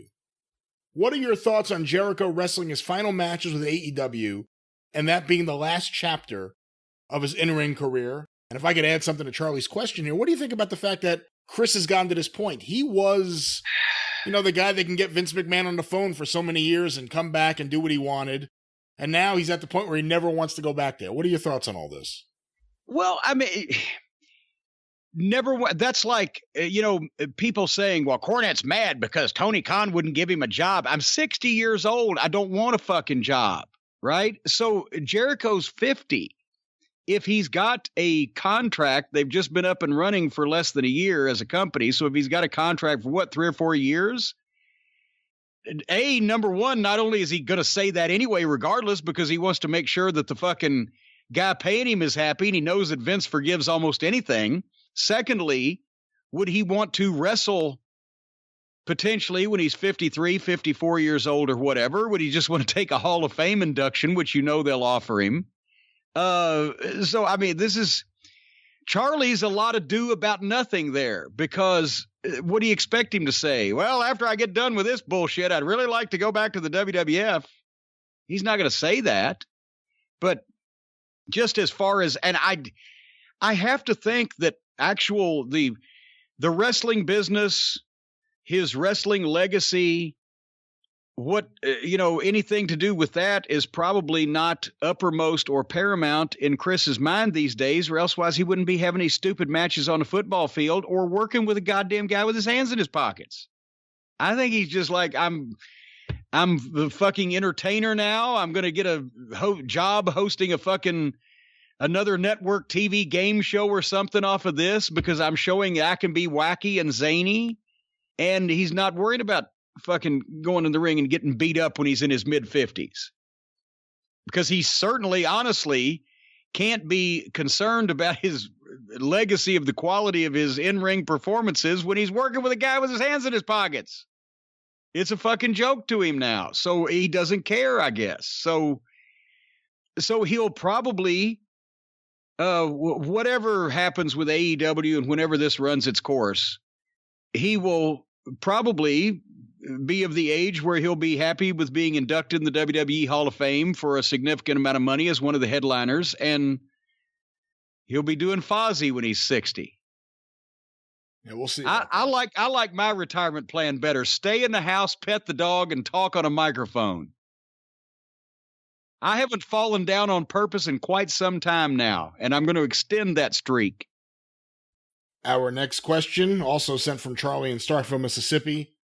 In a recent interview with ESPN, Orange Cassidy said the Young Bucks hired him as a giant middle finger to the pro wrestling industry. Well, at least he's honest. The fact was also brought up that there weren't any major plans for Cassidy until he and Tony Khan got to know each other better, and he explained his gimmick in more detail to Khan. Well, why haven't they had him do it on television so we'd all be in on it then? What are your thoughts on Cassidy's take on his hiring and his relationship with Tony Khan? Well, a dog barks, a cat meows, and the Young Bucks hired Pockets because he was a fucking joke and they wanted to say fuck you to the wrestling business. How can I dispute any of that? That's the most reasonable, credible statement that I've heard a wrestler make in quite some time. And of course, there were no plans for him until he buddied up to the boss. And somehow, I guess he's one of these charming people also. Too bad that doesn't translate to fucking television. And convinced Tony Khan that, oh, he's great. And we're Tony Khan fucking dressed up like him for Halloween. So now suddenly, this fucking joke, this embarrassment, is a featured performer on a national television show that doubles as a vanity project. If they were serious about any of this, he wouldn't be anywhere to be seen. They wouldn't be letting him mop up the fucking shitter after the shows. But they're not. They want to fucking hire people that are embarrassing to wrestling to create their, improv clown show. And the fucking boss is a nice guy who falls for a bunch of these fucking outlaw fucks and likes them personally and wants to see them succeed. Then he ought to set him up with a goddamn scholarship to go fucking learn how to do something else. Now our next question, sent to CornyDriveThru@gmail.com from Whit in Boston, Massachusetts. Jim, what are your thoughts on Kamala? Kamala. Wait a minute, I'll say it like Michael St. John did. Kamala, the Ugandan giant. That was one of the greatest gimmicks of all time. And Kamala himself was a great guy and deserved that success. We've told the story before, but I'll gloss over the high points. Sugar Bear Harris was a rotten wrestler. He was a big guy and was a rotten wrestler. And he was in the business for a few years and worked mostly, the outlaw group for the Culkins in Mississippi, down there with Troy Hippie Graham, soon to become the Dream Machine, and the Freebirds when they were teenagers. And, he'd had a couple of spots in different places. And finally, they used him one night in Memphis because he was living in the Memphis area. He was from Mississippi and he needed a job. And Jerry Jarrett booked him and because look at that big guy there, and then he got the report, according to Jerry, he got the report. I don't know if it was Eddie Marlin or Jerry Lawler, whoever said this guy looks like he's never wrestled before. He just the shits. But Jarrett and Lawler, they remembered him. They knew who he was, and they thought of something. Well, what if we make a gimmick out of a guy that never has wrestled before? Because look how big he is, and he's impressive, and he's a nice guy. So they came up with the idea of Kamala, the Ugandan giant, that not Jimmy Hart, the area manager, but J.J. Dillon from Florida, a top manager in the magazine, somebody the people didn't know well there in Memphis, would sign this Ugandan savage and bring him to the United States as King Kong, right? And Lawler fucking every night before the goddamn match, Lawler, it became a rib after a while because Lawler did the paint job on Kamala. All the fucking, the moons and the stars and the fucking, the whole native paint. And it got to be quite fucking, time consuming, but Lawler'd paint him up. They had Buddy Wayne put the Friday outfit, the beekeeper outfit on to be his handler, because JJ only made the big towns flying up from Florida. And that fucking mask, and he was goddamn fearsome. And they did the video in Jerry Jarrett's backyard in Hendersonville of Kamala coming out of the jungle.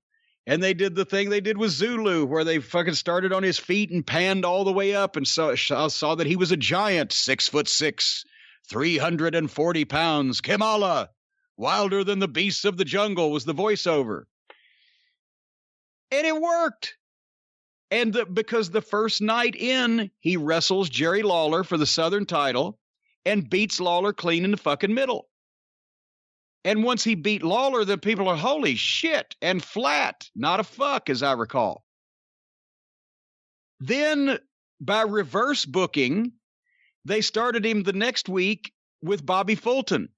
He started with the lowest guy on the totem pole, and then he went from Bobby Fulton to Roy Rogers, then to Stan Lane, then to Steve Kern, then to Dutch Mantell, then to Bill Dundee, and beat every single babyface on the roster to the rematch with Lawler, and then Lawler beat him. And through that summer, they'd had 3 months of nothing but business with Kamala, but once that they beat him, then they fucking sent him to Mid-South Wrestling, because they knew also the part of the attraction was that you can't beat this guy. Once you beat him and they've seen it, then they know he can be beat. Then that takes something off of it. So they created a gimmick with a guy that needed a job, that was a nice guy, but that was rotten in his previous presentation, and fucking built a main event fucking gimmick and a guy by using a top manager and by using all the other talent that was over and by the proper booking of shocking the people first and then giving him a bunch of wins to make him look invincible, and then Lawler finally gets even, and then send him down to a bigger territory where he can do the same thing and he's got more people to work with. And then you saw Andre and Kamala and fucking, all of the Mid-South guys in Kamala. And he got a great run there, and then did he go from there straight to Dallas, right? Yeah, he had a great run in Mid-South. Mid-South may actually be his best run in terms of the way he was used, because they had him with the top guys. He body slammed Andre the Giant on Mid-South TV, not even in like an arena show, on TV at the Irish Big Deal Boys Club. He just slammed Andre the Giant, setting up those series of matches. And then he went to Dallas, where he was used on top right away. Yeah, so, you took a guy, same guy, he had never drawn a dime, change the look, change the presentation, and book him into being a star. And as long as he's visually impressive and then can carry it off, then it made his career. And then he goes from Dallas, then he's, he's on Vince's radar and he gets a run up there. And, it was one of the great gimmicks of all time. And nobody else could have done it like that, because he embraced it. And the fucking, the stomach slap and everything. And I always call him Ooga Booga. Every time I say, hello, Ooga Booga, he goes, Ooga Booga. He's just a great guy. Do you think it's overstated that he couldn't wrestle? That's why they gave him the gimmick. I mean, he'd wrestled in England. No. Really? Because he'd been in like World of Sport and stuff. I don't care. I saw Sugar Bear Harris. He was in England he couldn't do any of that World of Sport shit. Because he was a 6'6", 340-pound black American guy that looked fucking huge and impressive, but he wasn't doing all that shit with them. They were doing his shit. They were doing big man shit. You ought to say, and that was one of the things they said. It looked like he's never thrown a punch before because he could knock you out as a man for real, but he couldn't throw a working punch. So that's why they say Kamala, fucking man-eating cannibals don't throw punches. They throw chops. Everybody knows that. And he started doing the Baba chops, and that worked. And he'd do this shit where the first time he went to cover a guy, he covered the guy while the guy was laying on his stomach because he didn't understand the principle. And it fucking worked. But no, there was no fucking way that Sugar Bear Harris would have ever been a top wrestler in any sizable territory. Our next question, we have time for a couple more, was sent to CornyDriveThru@gmail.com from Chris Sweeney in Glasgow, Scotland. I was reading about the infamous Vince and Nailz altercation, where Vince was attacked in his office by Nailz while the Berserker watched the door. According to Shane Douglas, Vince no longer has meetings with wrestlers alone, as Shane was going to Vince's office to punch his teeth down his throat, in quotes, and the room was full of guys, and it's been that way ever since Nailz. What do you know about this? Any info on the whole Nailz incident and aftermath? Do you think Vince could handle himself if needed to? Well, Vince couldn't have handled himself against Nailz at that particular point. I don't think, because Nailz had him a significant height and a significant weight advantage and also was a lunatic. But no, my apologies to Shane, but no, it hasn't been that way. Maybe it just, I hesitate to say this, but maybe Vince just didn't think that Shane was worthy of a one-on-one meeting. And considering most of Vince's thoughts of Shane Douglas, I would think that would probably be closer to the truth than anything else. I've seen Vince have one-on-one meetings with, Nailz was what, 91, 92? I was 92. I was there from 93 to 99 and worked for the company longer, but wasn't watching Vince have meetings. He had tons of one-on-one meetings. Sometimes the old joke where the guys would wait out in the hallway in a line to talk to Vince was true, because everybody at TV knew that was their chance to talk to Vince. Vince was going to be at TV. They were going to see him there or at Madison Square Garden, and it was hard to get Vince's attention at the Garden. So that was the rib.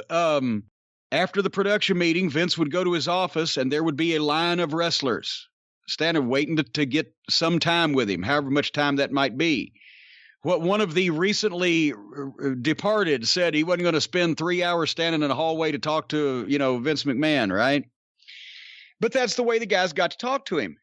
If Vince was in the middle of something and somebody knocked on the door and Vince had Jerry Briscoe or Pat Patterson or Jim Ross or Bruce Prichard or whoever the fuck was in there, if it was somebody that was only going to pitch something or that Vince was going to give a few minutes of his time to out of courtesy and mostly nothing else, then those people were not going to leave that room because they were involved in something that was ongoing.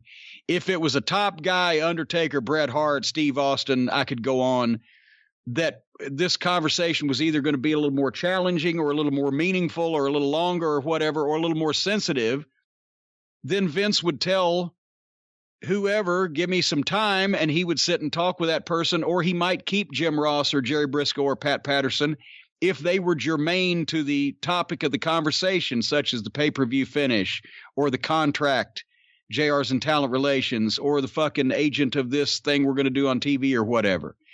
But no, there was never any statement made, word out, rule instituted, or scuttlebutt amongst all of us that, no, we're not allowed to leave Vince alone with any of the talent anymore. That's ridiculous.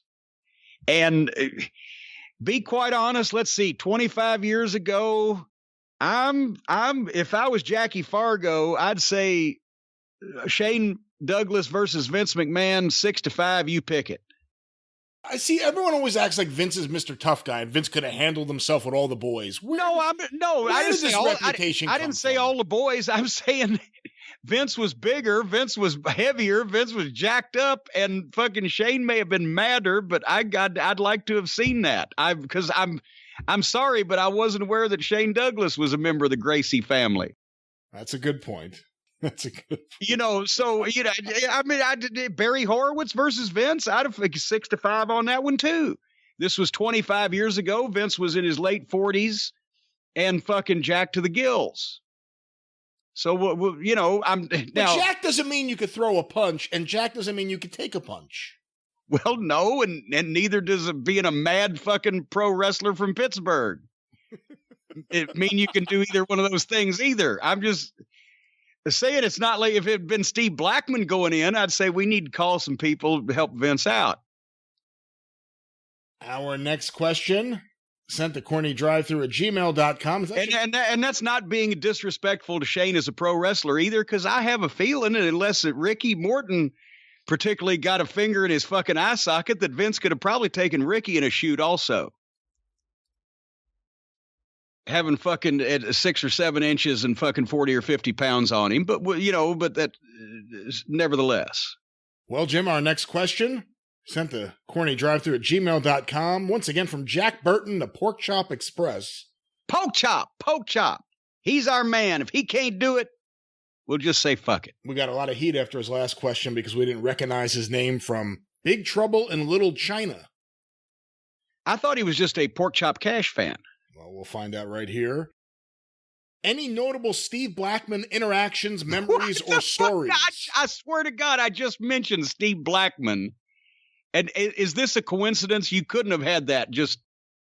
It was on the list of questions that several people had sent in questions about. All right, well, that's coinkadinkle. All right, what was it now? Any notable Steve Blackman interactions, memories, or stories you can share? Well, yeah, I don't know if I've told this story before, but Steve, he called me, and I was the one that got him the tryout to come in for that last run in the WWF. I'm sitting in the office one day, and I get a phone call, and it's Steve. I said, Steve Blackman. I said, the Calgary Steve Blackman? Yes. Steve Blackman had worked for the Hearts in Calgary, in the late 80s, early 90s. And late 80s, the last iteration of Stampede Wrestling. And I remember seeing the tapes. He was a big, jacked up guy. And this was 1997. And I'm like, where have you been? And the story apparently was he had gone to wrestle overseas and got some horrible, one of these international intestinal diseases you get, and was sick for years. He quit wrestling and it fucked up his health, and he had gone back and forth with this thing. But finally he had settled in, God damn it, a small town in Pennsylvania. Wasn't Hazleton. That's where the Samoans are from. But anyway, he was up there in eastern Pennsylvania. And I think had a martial arts gym. And he had lost a lot of weight since his Stampede days, but he was ripped. He was back in shape. He was looking at getting back into business. I said, oh, fuck, sending me a tape. I said, you're close enough. You can drive. It's like a 2-hour drive. Come to they had one of the training camps going at that point, Tom Prichard and Dory Funk Jr. or whatever. And we had Steve come to the studio there on Hamilton Avenue, Titan Studio, where they had the ring set up. And I ran the camera myself, just a VHS camcorder, and just videoed him doing the nunchucks, doing a kata in the ring, his leaping spin kicks, and then had a match with somebody. I can't remember who it was that was in the camp at that time. And I took it personally to Vince and showed it to him. I said, look at this fucking guy. He's the real deal. He knows this shit. He can do it. He's had experience, but nobody's seen him on a national basis. He's been out of the business a while, but look at that fucking physique. And, what a fucking, he's a nice guy. So they signed him. And then, unfortunately, that was at the era where Shitstain had the most pull he was going to have. And all of the legitimate athletes and the guys who didn't paint themselves funny colors and dress in women's clothing and, fucking, I don't know, do balloon animals were made fun of and or always being tried to shoehorn into some kind of angle or gimmick that was entertaining. So I don't think they got as much out of him as they should have and could have, but he was a great guy and a heck of a fucking worker and a performer. And that fucking straight face was no gimmick, though. He was the Buster Keaton of fucking talk about Lance Storm not having an expressive face. But that was the thing when Johnny Gargano has a monotone face, it doesn't work for him because he is in no way a lethal weapon just to look at him. When Steve Blackman, a guy like that who has such a physique and has impressive fucking work and is obviously the real deal, also has the monotone face, that's where you can do something with it. But anyway, the lethal weapon, unfortunately, was not as lethal as I think he could have been during that run, but they pushed a lot of legitimate athletes down the card in order for all the gaga to take place. Well, Jim, it is now time for equal time here on the podcast. We get various questions and essays that are sent in, and sometimes they aren't complimentary. Let's get this one. Wait a minute, is this not complimentary to you or to me? Well, let's find out. It was sent to CornyDriveThru@gmail.com from Zach Murphy. The subject line, "You two are worse than school children. You two sit every week and complain about WWE and Vince losing touch and AEW, but I agree AEW's sucking." Great grammar there, Zach. "All it seems is the same complaint are repeat every week. Terrible product. What would you do different, Jim? Brian, I don't know who you are or what history you have inside the business to be nothing more than a mark with friends in the right place that complains like the rest. Ever think the two companies are just working the fan base because they'll buy into anything? They'll watch anything? Put it in front of them? So how would you fix WWE and maybe AEW? Even a quick word about all the promotions and a pro and con for each. Would love to hear from an old school mind." So this email went all over the place and destroyed grammar in the process. Well, now you know what happens when people drink a gallon of alphabet soup and then throw up. But he's taking us to task because we're knocking things without illustrating how we would do it better or more palatably. And isn't that what we do? We do. I was about to say, am I just not paying attention to what we are saying, or don't we kind of actually say, you know what they should have done was blah, blah, blah, blah, blah. Yeah, this week on The Experience, I booked months of AEW leading into MJF versus Adam Page. Go listen to that. It's better than anything they'll do. You insufferable twat. So you booked months of Adam Page. That's right. That's well, right. So did Tony Khan. Yeah, well, I guarantee my G.I. Joe Federation is more successful than his Fantasy Federation. Well, I don't know. We'll have to compare the gate receipts with the various state athletic commissions on his Fantasy Federation versus your G.I. Joe Federation. But nevertheless, you had an advantage because Daddy didn't come in and tell you to turn the light out before you'd finish booking the finish of the main event. That's true. However, that's true. Having said that, what is this fellow's name here that we're responding to here? It is Mr. Zach Murphy. Well, let me tell you something, Zach. We do give these helpful hints on what could be done instead of these rotten things that we critique. It's just not our fault that people sometimes do not. They hear, but they do not understand. They hear, but they do not listen. They hear, but they just don't get it. And so that's why possibly that's what your problem is. But we are trying to, when possible, give these alternate suggestions of, and sometimes we just say, you know what, you could have just done anything else. Literally anything else. Taking a shit on Broadway. Anything else rather than what you just did. Sometimes we say that, but sometimes we're more specific. All right, our final question before the watch along. Sent in on Twitter using the hashtag CornyDriveThru from Slizzard. If you were to book a DC versus Marvel wrestling event, who would be in your main event and what's the finish? Oh, good Lord. Well, see, here's the thing. I know that Superman had kryptonite, but I always thought that the DC creative staff had booked themselves into somewhat of a corner when they gave Superman such unlimited power that, I mean, he's able to fly around the world at such a speed that he can literally turn back time. He is able to go to these distant universes just flying, just wearing spandex. Spandex, I know, made from the blankets that he was wrapped in as a baby, which is why that the uniform is invulnerable too, but I digress. Because even the cloth from Krypton was affected by this yellow sun. Too strong, too invulnerable, not enough weaknesses. If you take kryptonite out, there's practically nothing that can hurt him, and so he can't see through lead. So what? What the fuck? Right? If the criminal encases himself in lead, you know inside the lead there's somebody doing something he's not supposed to be doing anyway. So Superman, they were painted into a corner. He was too strong, too invulnerable. Even the Hulk occasionally would, for some reason, metamorphosize and transmogrify back into Bruce Banner. Same thing with the Thing into Ben Grimm. Then they were vulnerable. They were able to be stopped, to be hurt. Even, no matter who, if you know Tony Stark, he's got the Iron Man suit, but fuck, he's got the bad heart. Don Blake, he can be the mighty Thor, the god of thunder with the hammer. He could be a fucking lame fucking doctor with a goddamn old cane. Peter Parker, he's got problems. Spider-Man's not invulnerable. You could do shit to him.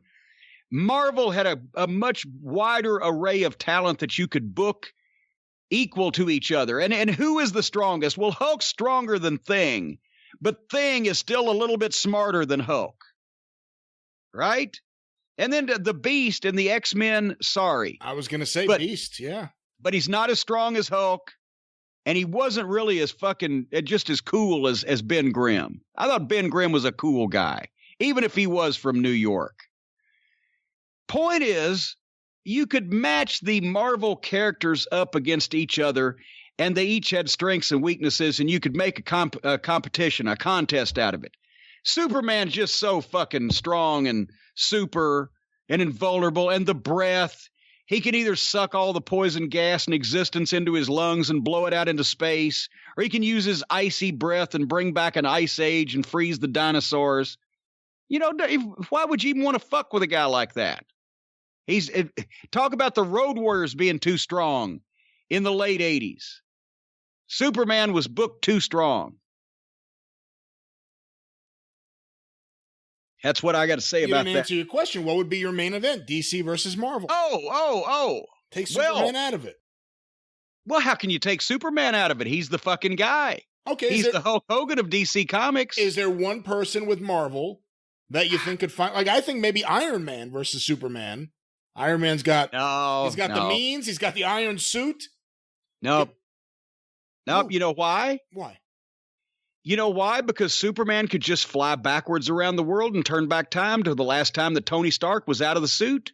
And then he could just fucking pop him like a fucking pimple. What if he has the Infinity Gauntlet? I'd like to see Superman against the Hulk. But see then, even though the Hulk is the strongest living embodiment of rage and anger, Superman could just grab a hold of him and fly out to another fucking universe and leave the Hulk stranded on another planet. See? And that's why they had such problems with people with believing heels against Superman. Because how are you going to believe these fucking heels against Superman? And they would stretch the stories, stretch credibility in the stories to try to give the heel an advantage. I don't really know you can book anybody. I should have said Infinity Glove, not Infinity Gauntlet. Now that I that way you just named a new fucking wrestling match. I think we have to stop with the interleague matches because it's not fair. DC has created Superman. We've got to keep the people in their various ponds. Do you put Spider-Man in a main event position, or because he's a junior heavyweight, do you put him against Bucky or someone? Boy, now that would be Spider-Man would just kick the living shit out of Robin, wouldn't he? Or Robin, If yeah. if it was that was an interpromotional rivalry, you could fucking do that. Robin wouldn't fare very well. What the fuck did Robin ever do besides be the ward of a rich millionaire? He had and he was a gymnast. He was a circus performer, the Flying Graysons. So you got basically Batman was side saddled with one of the young bucks as a sidekick. No wonder Batman was so fucking dark and demented. He had to do everything on his own because he had a useless fucking gymnastic middle schooler as his goddamn sidekick. Who would you put over Batman versus Iron Man? Ooh. I say Iron Man takes that one. Wow. Yeah. That's big. Because think about this. Batman has the Bat Cave. He's got the Batmobile. But all he's got on his person is the utility belt. Iron Man's got the whole suit. He's right there. He can obliterate Batman with the twinkling of an eye. All right. Well, we're going to obliterate this show with a twinkling of an eye. Time for our watch along. Well, but now wait a minute. Let me ask you this question. Okay. If you feel in any way that you have been ripped off by my answer, where I just can't make a DC versus Marvel main event, and you want to sue me, I know who you can call. Call Stephen P. News.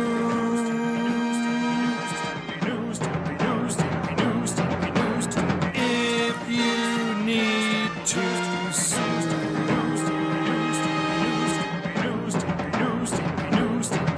An outlaw mud show or two. Still sue the rest. Yes, ladies and gentlemen, the master of the shitty segue, Stephen P. New at newlawoffice.com, 888-692-8084.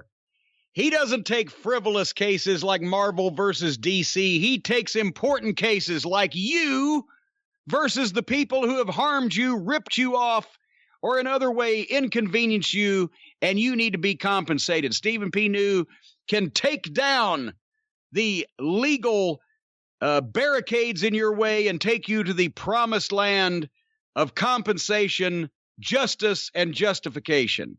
But we must make mention, Brian, over the past several months, and since we've been talking about the greatness of the legal mind that is Stephen P. New, the barrister, the consigliere of the cult of Cornette, we have built him up to be Santa Claus. And folks, there is one way that Stephen P. New is not Santa Claus. Yes, he will get you a fine Christmas present in court of law by getting you your rights restored and your compensation, but he is not able to come down each and every one of your chimneys.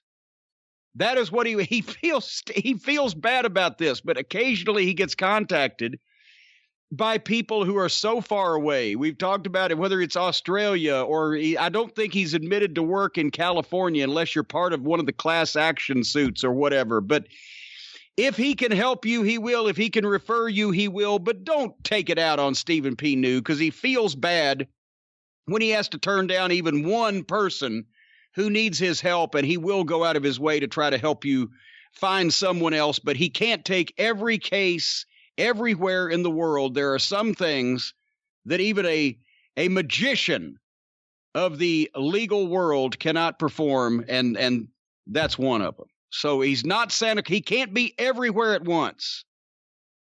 Did I cover that as succinctly as that could be covered? I think so, but if he is there for you, he will kick ass. Yes. On behalf of you. And if he can't be there for you, he'll find someone else with an equally big foot to try to kick ass for you. But do not fear. 888-692-8084, newlawoffice.com. Stephen P. New. If you need to sue, call Stephen P. New. And he hopefully will be able to take your case. But he's only one man. What do you expect of one man trying to right the wrongs of the entire world?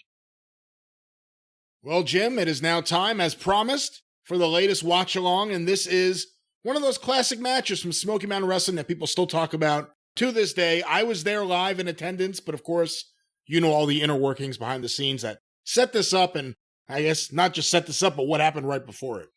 Well, and first of all, I appreciate everybody liking the watch-alongs. We've had such great feedback on whether it's 80s Midnight Express stuff, the 90s WWF. We went with this one because a lot of people have seen it, and it's also available not only on the network, but also on YouTube. If you don't want to give the evil empire your money, but this is, for whatever reason, available on YouTube till this show when they find out about it.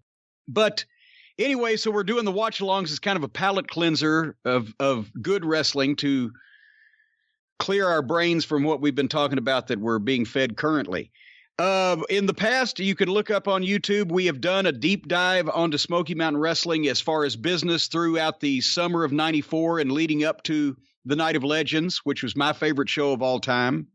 Also, we've done a review of the Night of Legends itself, and that's out there somewhere, all the matches, but we're going to do the watch-along today just on the one that seems like it still gets most of the attention, the Thrillseekers, Lance Storm and Chris Jericho against the Heavenly Bodies. And part of the reason it gets so much attention because Jericho ended up being a bloody mess in this thing. And we've told the story before, but we got so many new listeners. I'll try to recap this as briefly as possible for those veterans out there. It was toward the end of 1993 that I was looking through some of the tapes that I would get sent from wrestlers who want to get booked, etc. And normally, as we've mentioned, to be kind, they're not really impressive. When guys were sending you tapes, it was, going to be one of their first jobs, and you might not have ever seen them before, and you're getting a first impression, and sometimes it wasn't good. But with Lance Storm's tape that I popped in one night, I was, what the fuck? I was gobsmacked because this guy and you can go back and look at the pictures of Lance in those days. His fucking physique was incredible, but his athletic ability, he was so graceful. He was leaping to the top rope in one leap to turn around with the cross body. But at the same time, he was a full grown man, 6 feet tall, 200 something pounds, great looking physique, young guy in his early 20s. And he's working with a guy who caught my eye pretty much almost as much as he did. And the guy's name was Chris Jericho.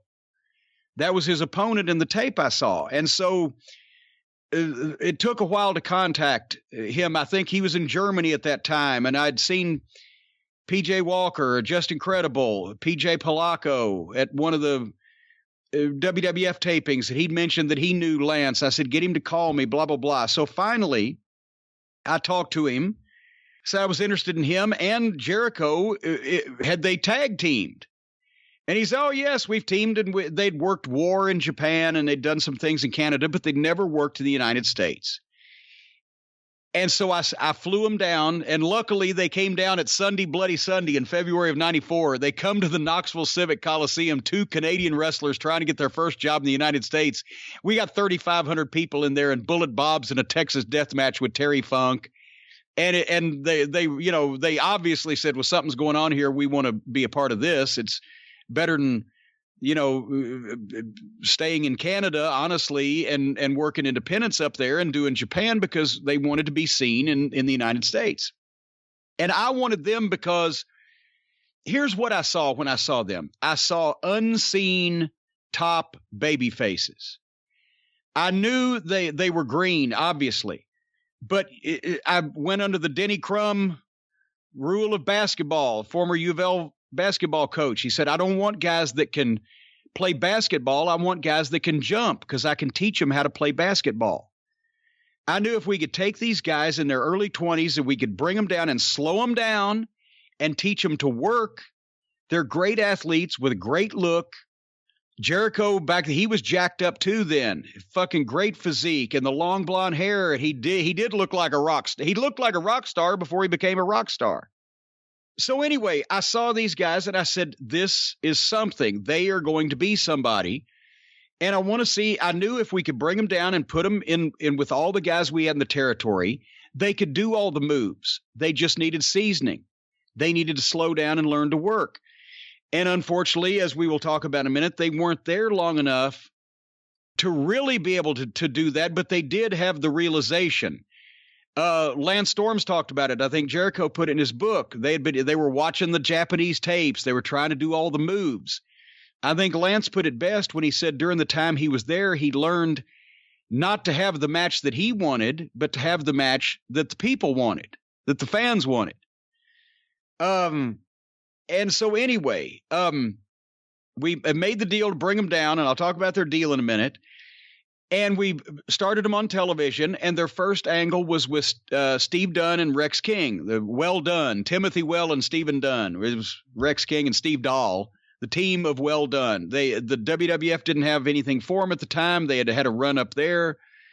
They were taking the heavily bodies, so they said, we'll send you Well Done. Okay. So I've got a heel team that Rex and Steve were both good workers and experienced. They could slow them down a little bit. I can get them over with this Thrillseekers over with Well Done. And then I knew I was going to be putting Candido and Brian Lee together, and that was going to be in their future, but they needed to get over first instead of just beating Well Done because that was just another team. So I arranged quite a while in advance for the Heavenly Bodies to come back for a week in August for my big shows, Johnson City at Freedom Hall, Knoxville, the Night of Legends at the Coliseum, Barberville, Kentucky, all the big shows we're going to run that week, specifically to put the Thrillseekers over. 1, 2, 3 in the middle of the ring, because since the Bodies were the most established heel team that we had in the history of SMW to that point, that would be a good way to get them over. And we even did the angle beforehand, since the Bodies were on the road with the WWF. We had Rex and Steve put the fucking masks and bodysuits on and drive up in my car with me and jump the Thrillseekers out back of Morristown East High School on videotape that was caught by a fan. And, you know, we beat them up in the parking lot and they vowed revenge.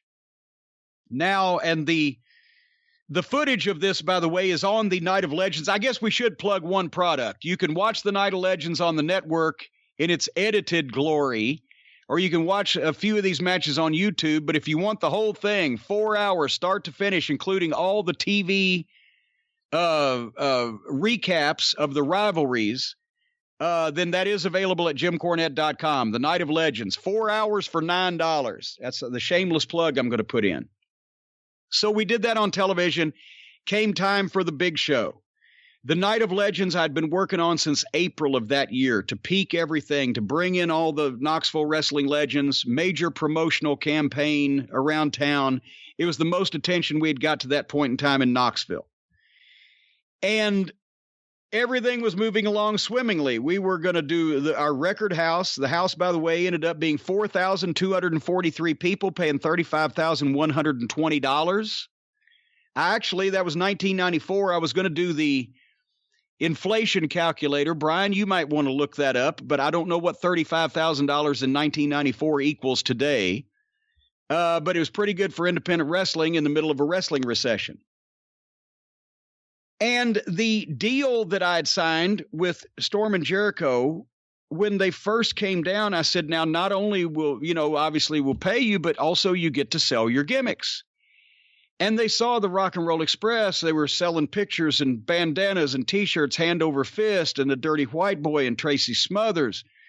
And everybody, pretty much all the baby faces except Horner, made pretty good money. Horner had been around. Nobody wanted his shit anyway, but he'd been around there so long. Anyway, they didn't get the gimmick sales. And I didn't know why they didn't get the gimmick sales. And I realized with hindsight, it's because they were in Canada. It was a whole nother world up there. They weren't used to the Southern gimmick table.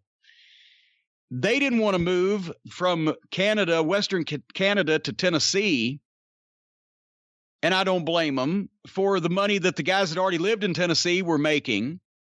Jericho had dual citizenship because of his dad being an American citizen. I had to get paperwork for Lance. And so I made them a deal. It turned out to be better for them in the short term, and probably better for me in the long run, where Smoky Mountain Wrestling would get their gimmick money, and we would give them a guarantee. So they ended up signing for more money than the other guys in the territory were making, but they also gave up all their gimmick money. It was a dual-edged sword. I did not realize that, and I love Lance to this day, but I will put this charitably, he was not that outgoing of a personality then. And also he was bringing his wife to the matches to sell their pictures and shit. And Jericho, as I've mentioned, was picky. So they felt awkward, and I understand now in hindsight, they were very awkward about going out and selling the gimmicks and hugging and kissing the girls and doing all the stuff that all the other baby faces did. It's just a matter of their life. And they especially, these two guys that I assumed would be pussy magnets, the heels were fucking more of the girls than they were. So the gimmick sales were not that great. About the level of poor old Bobby Blazes, and he was in the opening match for these two pussy magnets. But when you think about it, because of what happened, they were only there for 3 months as a team. And so with the difference in what we paid them and what we would have paid them, taking out the gimmick money that we got back, it probably cost me that summer about $5 or $6 grand to introduce Lance Storm and Chris Jericho to United States Wrestling. So actually, you know, I ain't gonna argue about it because they ended up being two big stars and we had them first. And that's what I was expecting, is that we were going to get them, teach them to work a little bit at a territory style, slow them down, and then they would go to the WWF. And then I would be able to get dates on them to come back to Smoky Mountain Wrestling, just like I was getting on the Bodies when they were national TV stars. That was the idea, because I don't know if people realize this or not, and we were just talking before we went on the air. If Chris Jericho had not broken his arm right before this match that we're about to watch, they would not have gone to ECW. They would not have gone to WCW. They would not have been exiled where they had to go back to Japan and work Mexico. They would have gone straight to the WWF in 1996. Now, having said that, it's probably better in the long run also that they did what they did because they were more well-rounded and had more experience. But when you think about what ifs, if Chris Jericho had not broken his arm before this match, the Thrillseekers would have stayed as a team in Smoky Mountain Wrestling. We had the relationship with Vince McMahon and the WWF. The very next year after this is August 94, in 1995, well, they had already taken the Heavenly Bodies. That's why they sent me Well Done. In 95, they would get Chris Candido. They'd get Tammy Sitch. They'd get Al Snow. They'd get Glenn Jacobs. Had Brian Lee for a second. Shortly after we closed down, they'd get the Headbangers. The Harris Boys, but the Harris Boys they got sometime in 95 as well. The point is, I was pointing all of our talent to the WWF. And in 1994, nobody wanted to go to WCW. It was a fucking train wreck. It was a disaster area.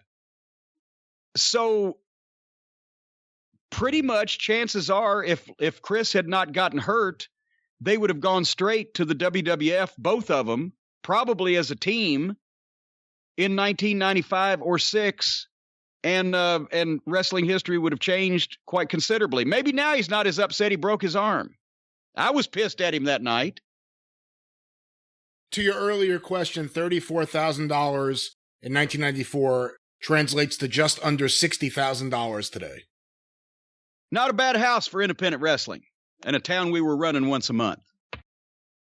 Anyway, so they had their deal.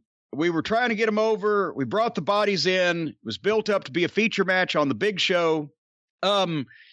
We're doing interviews. I've told this story a million times, and it's in Jericho's book. He disappears because he's going to go out, and he told me, he said, I'm going to work out and try some things in the ring. I said, okay, don't hurt yourself. I didn't see him for 3 hours. Then after we finish interviews, I see Brian Hildebrand walking up toward me. He said, Chris said he'll be back. I said, where'd he go? He went to the hospital. I said, what for? He thinks he broke his arm. And now I think Hildebrand's fucking with me. Yeah, right. No, and then I see his face. Jericho in an empty ring tried a shooting star press that he was not going to be asked to do that night and landed and broke his fucking arm before the biggest match of his career. So he goes to the hospital and they say, yes, your arm is broken. And he says, well, I got to wrestle tonight. So they put one of those soft plastic casts on it just to immobilize it as best they could. And he came back and had the fucking match. And all proper respect to him, he got through with the fucking match and then went back to the hospital because he'd done more damage. And he was intending on working out the week, but he couldn't come to Freedom Hall the next day in Johnson City because they had to do surgery on him. And that was it for him and Smoky Mountain Wrestling. And Lance stayed, and we honored our deal with him until I believe it was October or early November. And finally I said, Lance, we didn't bring you in as a single and this whole thing's, gone south. And I worked out with something where I could pay him something. I can't remember. It's what he asked for, not the entire contract. And we parted friends, which he has mentioned to this day. I still think they could have been big. They still needed a lot more seasoning. We'll never know now, but that's why I've always but Chris learned the lesson. I said, so a move that you didn't even need to do in this match and that nobody was going to ask you to do, you were practicing and basically blew the whole deal. That's why I've always said guys need to understand how to have the match that will make them the money and get over and not any unnecessary hoo-ha. And it also prevented him, I will say this and then we'll get to it. There was one thing I wanted him to do to get his color in this match, get his juice. He had done this at a spot show against an underneath team, the Infernos. One guy shot him off corner to corner, and he went over the top turnbuckle, hit his head on the post, and went straight to the floor. That's the way they started the heat on him in the fucking high school gym somewhere in eastern Kentucky. I said, Jesus. I said, Chris, don't ever take that bump again until I tell you, because that's the greatest looking thing I've ever seen. So when you have a big match in a sold-out building, going for the title, whatever the fuck, you need to get color. That's the way you're going to get it. And that, when I had this match envisioned in my mind 2 weeks earlier, was his spot to get his fucking juice. And because he had a broken arm, he couldn't do the fucking thing. So as you will see, he not only took a bunch of aspirin, but also he was left-handed and tried to make up for things and ended up almost, as I said, bleeding out in the middle of God and everybody in the Coliseum, which did add to the drama of the contest. So, having said that, the entrances you will see, obviously, this on the WWE Network, the music sucks, but the Heavenly Bodies was Frankenstein by Edgar Winter. And then the Thrillseekers was Rock America by I can't remember who, because it was something I pulled off of my wife at the time CDs that sounded like the hair metal that Chris is so fond of. And the entire car, so the entrances, and by the way, the race car, I can't remember where we got it from, but it was the old misdirection play. We think they're in the race car, and while all eyes are on the race car with the Thrillseekers in it, they come in from the back door and jumpstart the match and start kicking the fuck out of the heels. The reason why the race car had to rev so long was because the building was so full and there were so many people that they had to run around the back. And once they got there, they had to wind their way through the fucking people to get down to ringside. So we had to wait on them a little while.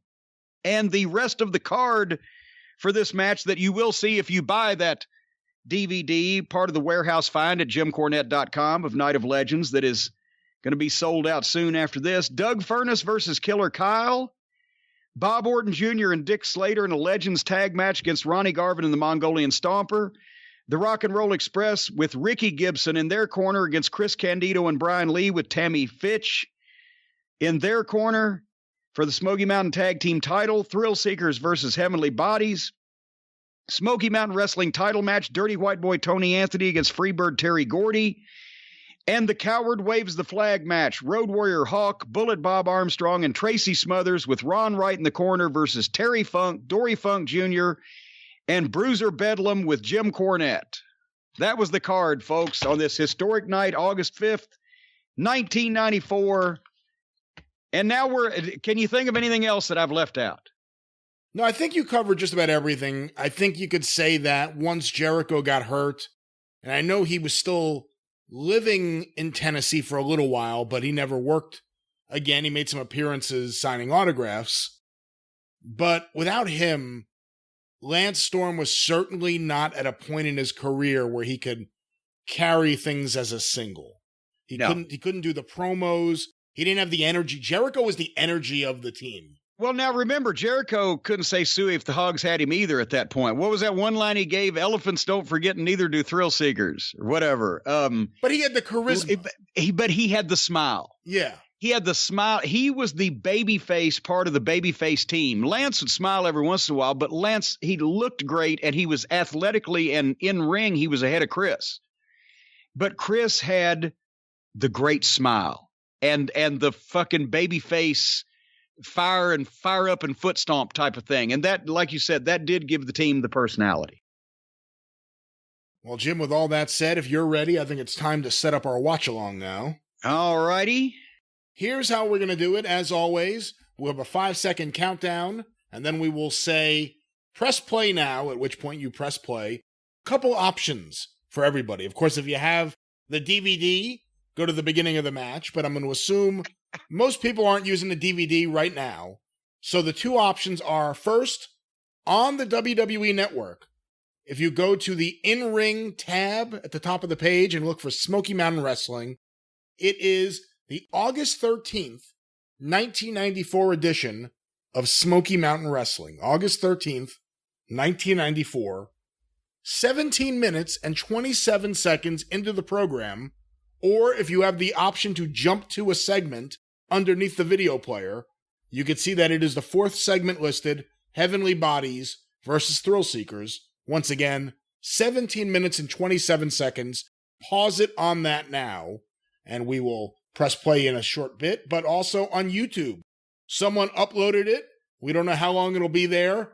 The quality isn't perfect, but if you don't want to support the WWE Network and still want to watch this match, the file name is The Heavenly Bodies versus the Thrillseekers, Smoky Mountain Wrestling, SMW in parentheses. The account is BTEEP60. BEETEEP 60. Once again, Heavenly Bodies versus the Thrillseekers, in parentheses, SMW on YouTube. It is approximately the exact same length, so we think it'll be a perfect sync between this and the version that we are watching on the WWE Network. Anything I left out, Jim? Yeah, just get the network. It'll look better. But it'll be rotten music. That's right.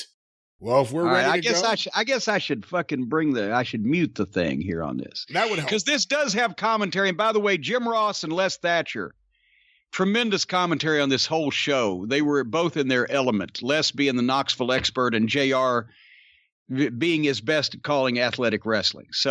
And this is when Jim Ross was on hiatus from the World Wrestling Federation. You are correct. He was the host of my television program. Not yet. Was this Oh, he came in and did this and then started doing the TV, right? Because Bob Caudle did the next That's TV. Right. Maybe the two after that. I'm not sure, but Jim Ross would come in shortly and do TV. Bob was getting old to make that drive all the way from fucking Raleigh, North Carolina to the wilds of Western Virginia or wherever at that point, too. Yes. Well, funny enough, to tie it into this, Bob Caudle started confusing Storm and Jericho on commentary. That's true. He was like, which one is that? It's Storm. Anyway, all right. This match is all set and ready to go. Okay, 17 minutes, 27 seconds on the August 13th, 1994 edition of Smoky Mountain Wrestling on the WWE Network. We're going to have a 5-second countdown beginning right now. 5, 4, 3, 2, 1. Press play now. Boom. Boom. There it goes. I'm at 17:30 now. I think I lost a second. Anyway, Brian Hildebrand standing in the ring with Phil Rainey. The 2 heel fans in the Knoxville, 3 heel fans in the Knoxville Civic Coliseum. Phil Rainey was, of course, the program director for WKCH Fox 43 that we were on at that point, but he was also Les Thatcher's broadcast partner for the glory days of Southeastern Wrestling. Here's my WrestleMania 10 outfit. And our standard police crew, several of those guys were big helps to me when I had to go to the police station for some period of time, for some reason or another, in Knoxville on a couple of occasions. Anyway, I see now, God damn it, I wish I'd spent some money and got our posts redone. See, our posts are leaning because we used the rings so much. They hit the ropes so much they started bending the posts. We had to have those redone after not so long after this. The bodies had not been here in Knoxville since April. They lost the loser leaves to the Rock and Roll Express in Pikeville, which was one of the great matches and great finishes that we ever did. The people threw the babies in the air there. So this has been May, June, July. They've been gone 4 months. So in a monthly territory with a weekly television show, that's a while. You can see referee Mark Curtis in his suspenders. One thing that was noticeable when we were there, I don't think I've ever seen by the end of this match a referee with more blood on him than that perfectly clean referee's uniform will have at the end. He looked like he'd been out rescuing, fucking Cambodian war victims or something by the time he got finished with that. Anyway, we did a full television shoot at this house show, obviously, because we wanted to do the videotape, which is still selling 25 years later, and we did a real good business on it at the time. So we had the truck and the crew and the whole 9 yards there, and got a TV show, our record house as a house show, a 1-hour TV show, and a 4-hour DVD out of this program. Here's the race car, and the people are thinking, oh gosh, here comes the Thrillseekers. And of course, we didn't want to cut back to the main shot until the Thrillseekers were coming in the ring. And as I said, it took a while, especially with Jericho trying to make sure nobody hit his fucking freshly broken arm. Oh, fuck. Talk about bittersweet moments. I had sick stomach. There they are finally, because the lights were off and the lights didn't come back up until they come in. Okay, anyway, I had a sick stomach on this one because I'm like, I don't know where this team is going, even if they get through this match. And now bear in mind, thank God for Tom and Jimmy. Because, and I'm not knocking Lance and Chris when I say this, and watch this now, the rocket launcher off the top, Jericho has to use his one good arm. But look at the athleticism that Lance could do. Nobody was doing shit like that in Tennessee at the time, so it wasn't overdone. And if you only have one person doing it, then it means something. But Lance and Chris had never seen these old-fashioned Southern spots before, and they didn't know how heels would feed them and how they should they didn't know the whole way of working Southern-style tag matches. So Tom and Jimmy were leading them through this whole thing, and that's why I brought them back to do that. But that now they also had the problem with Chris's fucking arm is useless, so he can't punch, and he can't really grab with both hands. So, all respect to Chris for even coming back and doing this. And I don't think he realized how bad it was at the time. But, but see here, look at the oomph. Lance is kind of clapping, but Chris got him. Chris had the babyface personality. And look at that hair. That's another thing. Nobody has hair anymore. Fuck, they all look like a bunch of skin-headed fucking morons. You can see the difference in the lockup because of the arm right there. Well, yeah. And see, bear in mind also, not only did Chris get back from the hospital late, but this is called in the ring. I mean, they'd gone over it. Tom and Jimmy gone over it with him beforehand, most of the stuff, but left-handed chop, a one-handed backdrop, left-handed chop. But look at Jimmy bumping. They knew they had to work extra hard to get these kids over and with a handicap. So the whole thing is about shining them and making them look as good as they could, bumping their ass off. But as I was mentioning, they'd called some of these spots, but they didn't know which order it was going to go in, and they wanted to see how Chris was going to do. and what the people were going to be reacting to. So Tom and Jimmy are calling and or reminding this pretty much on the fly. And in a lot of cases, this is the first time that Lance and Chris had ever done these spots. Because, yeah, they'd had regular matches with Well Done, but they weren't in main event positions and being shined by, guys that were veterans like this.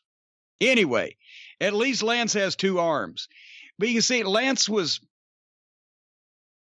great on the mat wrestling and the go-behinds and stuff like this and the nip-ups and everything, but you can see sometimes just there's the kick or okay.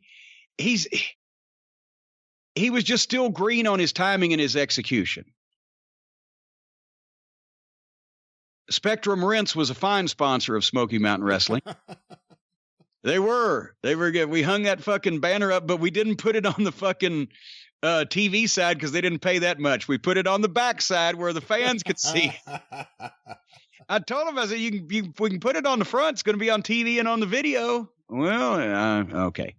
Anyway, so Dr. Tom says, let me have him. Jimmy Del Rey was so underrated or just not respected enough for he could fucking do almost everything. It just and he worked harder than anybody, as we've talked about, than anybody there on that run he had in Smoky Mountain because he wanted to prove something. And a little wrestling go ahead. But I'll tell you, day in and day out, Tom Prichard, if he's not the best worker Smoky Mountain had, he's in the top three. Maybe him, Tracy Smothers. I mean, Tom Prichard was one of the MVPs every time I went down there. Here he was the glue here, and look, and once again, boom, a double backflip, and now and Lance forgot the clotheslines. See, it's little things, and then Tom just says, "Fuck it, I'll just stop him, and we'll do something else." But they're calling everything in the world for the. And now here's Chris's spot. Double suplex, but fucking Chris helps him over and they do the double kicks. But, the kicks weren't synchronized because Lance and Chris were both a little off mentally because of what had happened. But once again, you just keep going and you try to keep feeding the baby faces and showing that they can fucking do what they have said they're going to do. And pretty soon we're going to have to fucking start cheating because goddamn, we can't out wrestle these two fine young men, one of them with a broken arm. And a good little detail after that happened, Mark Curtis went over to Jericho, the illegal man, and started basically saying you have to get out of the ring, which you wouldn't see nowadays. Well, yes, because there's actual rules to this shit. And Brian was a tremendous referee, and he could help call the match when the green guys were in the ring because he was a better worker. See, a little reversal, boom, front ass bump, other heel feeds in for the same thing. And then here's the heat spot. Slide through, bulldog, boom. And now we take over on Lance. Did you just shove the cameraman? I wasn't watching. Well, I was paying him if I wanted to. I threw one of them out of the fucking locker room one time because he wasn't doing what I wanted. Anyway. Dump Lance to the floor so that Jimmy can get a little steam on him outside while Jericho has the referee. That's basically we're having a basic tag match formula with these guys. We shined them to show that they could out wrestle us at every turn, and then we have to cheat and double team, but it was a legal double team. But we had to fucking cheat to take over, and now behind the referee's back, we've got Lance in bad shape. So we pulled the momentum out from under the baby faces, and now, as Dennis Condrey used to say, we made the people mad. We made the people laugh, and then we made them mad because we made them quit laughing. And one of the double team stuff, Jimmy did a good moonsault, so I said, you're comfortable backflipping anyway. What about, this way we'd put them together. What about if Tom went to give you an ass bump but flipped you over backwards? Kind of a version of the old thing where Dennis Condrey, Bobby Eaton, Dennis would pick Bobby up for a ass bump and he'd drop him in a leg drop on the guy because Bobby did a good leg drop. And as a matter of fact, and we stole that from them and boom, because Tom did too. This is easy, simple tag team shit. And this is television, so we did take a fucking break. I wonder, did we join it in progress when we come back? Yeah. No, Right we joined it right there. Good. Right I didn't like people to miss things. Anyway, and by the way, this finish that we're going to see here shortly, this finish I researched from our Fantastics Midnight Express U.S. Tag Title match in Chattanooga on TV back in '88, where the referee teased stopping it. And then when all hope was lost, one of the baby faces hits the other one from behind, boom, or hits the other heel from behind, and there you go. And that was researched from a famous Jerry Lawler Bill Dundee match in the Mid-South Coliseum in 1977. If you do these things every 10 years or so, it's not overdone. Jimmy Del Rey flipped off the fans before he came off the top rope. You okay with that, or you have a problem? No, not really, but he did it. See, remember, Jimmy'd only been here for 3 months. He'd been doing independent shows in fucking Florida. He did everything he could think of to get heat because there was no people there. And we'd have to tell him every once in a while, Jimmy, remember, it's TV or the finger, whatever. But he wasn't being malicious. I loved arguing with Brian Hildebrand because he'd give me those looks on his face. Anyway, we're just tag teaming fucking Lance Storm to death, and you can see there's bouncing Beulah's over across on the front row. She's up. People are starting to get behind him a little bit. Jericho's trying to work the apron.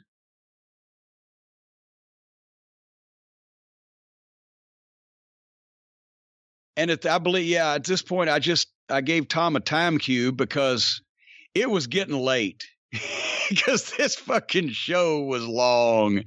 And remember, the Legends ceremony lasted about 30 minutes. That was long. Yeah. It was long. Les was in his glory, though. Okay, here we go. Tom's going to put him away here. It's all or nothing. I used to love Tom's elbows off the top were so different because he'd go straight backwards. And now look at the people. We've got an opening now for the first time. The Thrillseekers have a chance to make the tag and Lance goes to the neutral corner just like he's supposed to.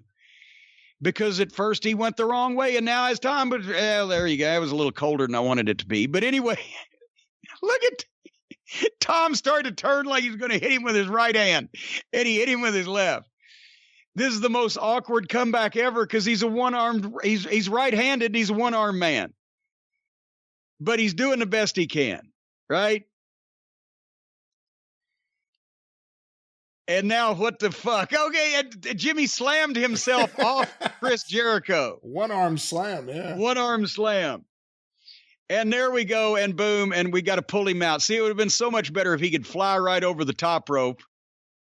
Boom, into the railing. And there he goes, left-handed to get his color. Had he ever gotten color before? I can't remember, because we always ask. And... I think it was one of those deals. Yeah, it was one of those deals where like Tom and Jimmy said, we can do it for you. And he's like, no, I'll do it myself. And of course he was trying to make up for, screwing the match up otherwise. So, but look, this is starting to look pretty fucking good already. But anyway, now you were in the building live. It kicked the intensity up quite a bit of this match when even the Tennessee fans that were used to seeing blood on a wrestling show start seeing him slinging that fucking head and blood is flying everywhere. They got concerned. Did they not? They did, and you did not see this level of blood anywhere in the States. Even ECW, you never saw anything like this really during this period of time, and it got worse. There was more and more blood as the match went on. Blood on the turnbuckles, blood on the referee was everywhere. See, this was a flashback to Ron Wright and Whitey Caldwell in the 70s. And the people there, and this was Night of Legends. A lot of those people there grew up with this kind of shit. So they were all of a sudden, it was like, shit, this wrestling's real again. Like it used to be when Ron and Whitey were wrestling. And now, boom, now Doc has those great haymakers. And look at Chris selling them. He could sell like crazy, even then. That was one thing. And Brian's getting in there, trying to stop him. Look at those fucking shots, and Chris trying to kick back. This is where the intensity really started kicking up. And Brian Hildebrand, Mark Curtis, the referee, is checking. And as a matter of fact, I think I just told him, I said, check him again for real, because I was starting to get worried at this point. I could see how fast it was coming out. But the whole idea is to get the people so worried about what's happening to Jericho that they will accept if the referee wants to try to stop the match, that the heat will go on the heels and not the referee. And as Brian, Brian keeps backing him up in there, I gave him a little shot in the fucking mouth, right?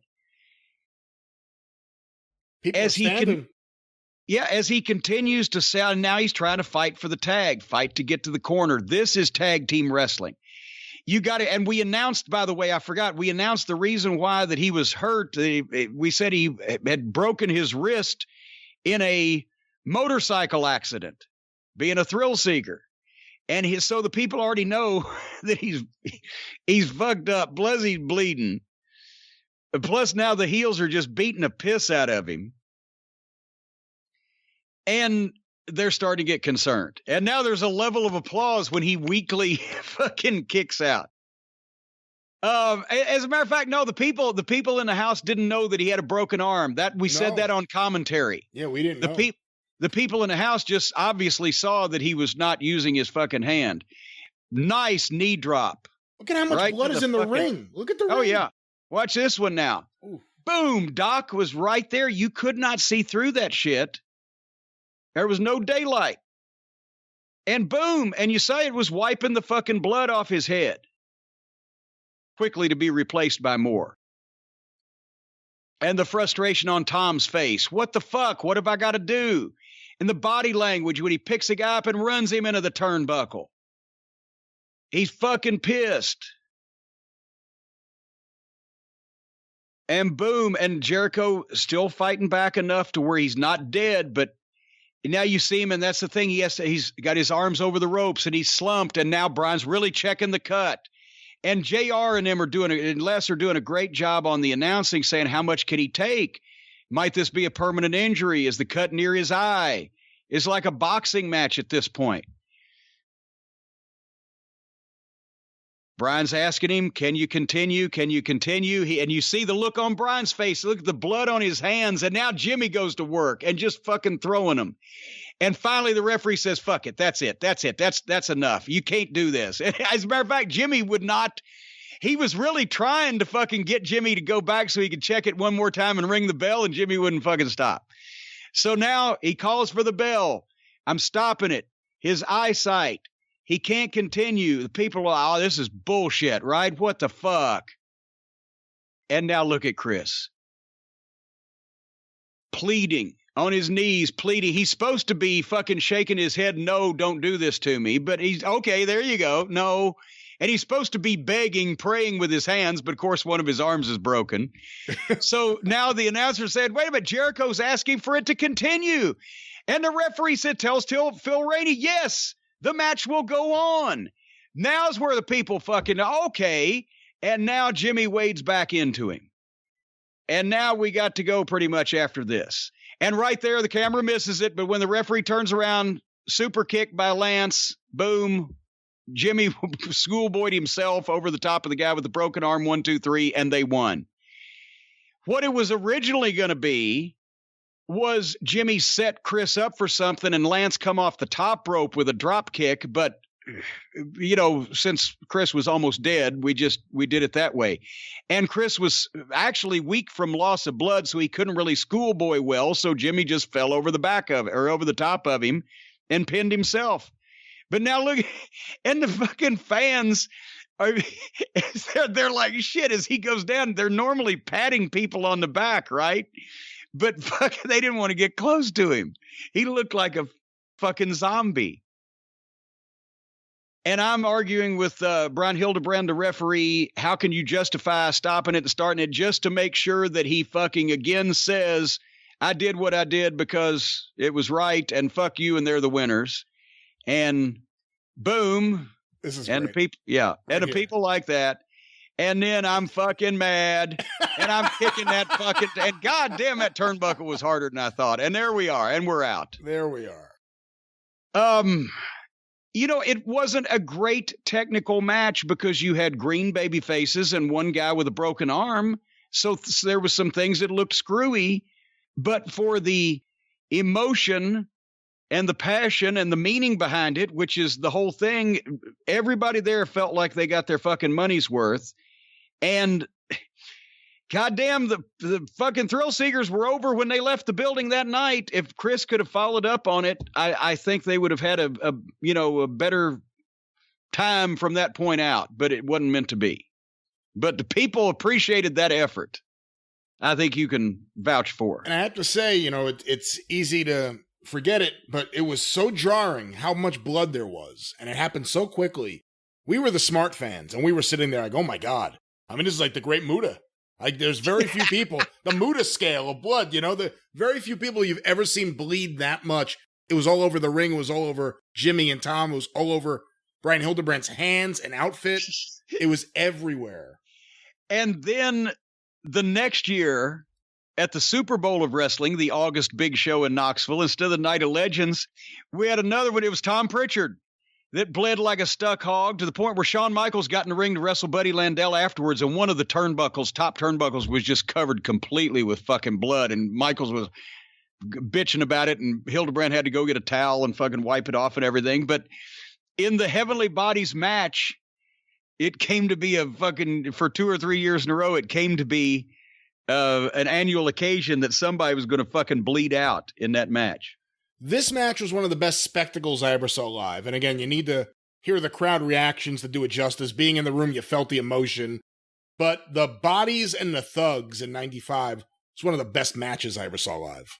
Yeah, that one, because you had all 4 guys had all their limbs intact, and you had 4 experienced guys, and that was one of the best tag team matches we ever had in Smoky Mountain. We might watch that one sometime at some point.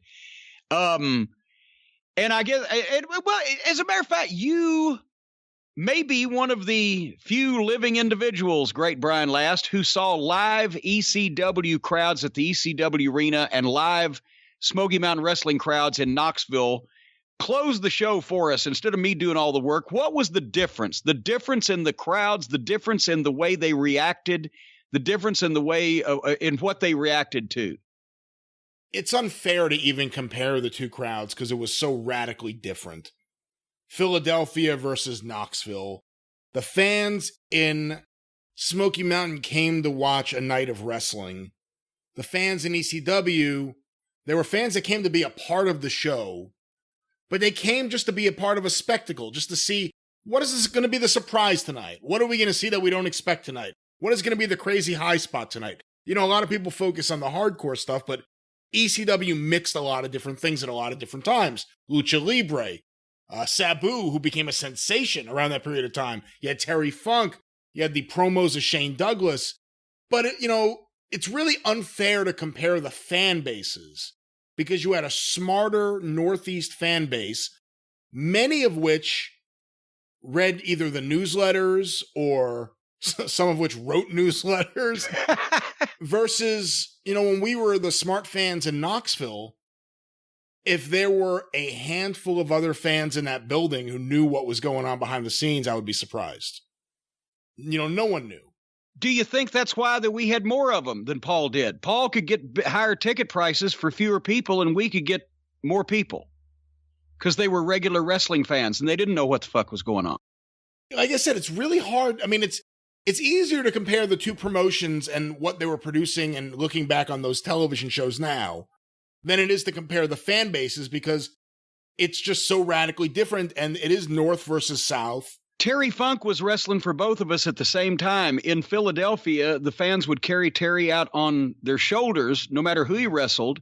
But in Knoxville, because he was fighting Bullet Bob Armstrong, they wanted to cut the fucking tires on his car.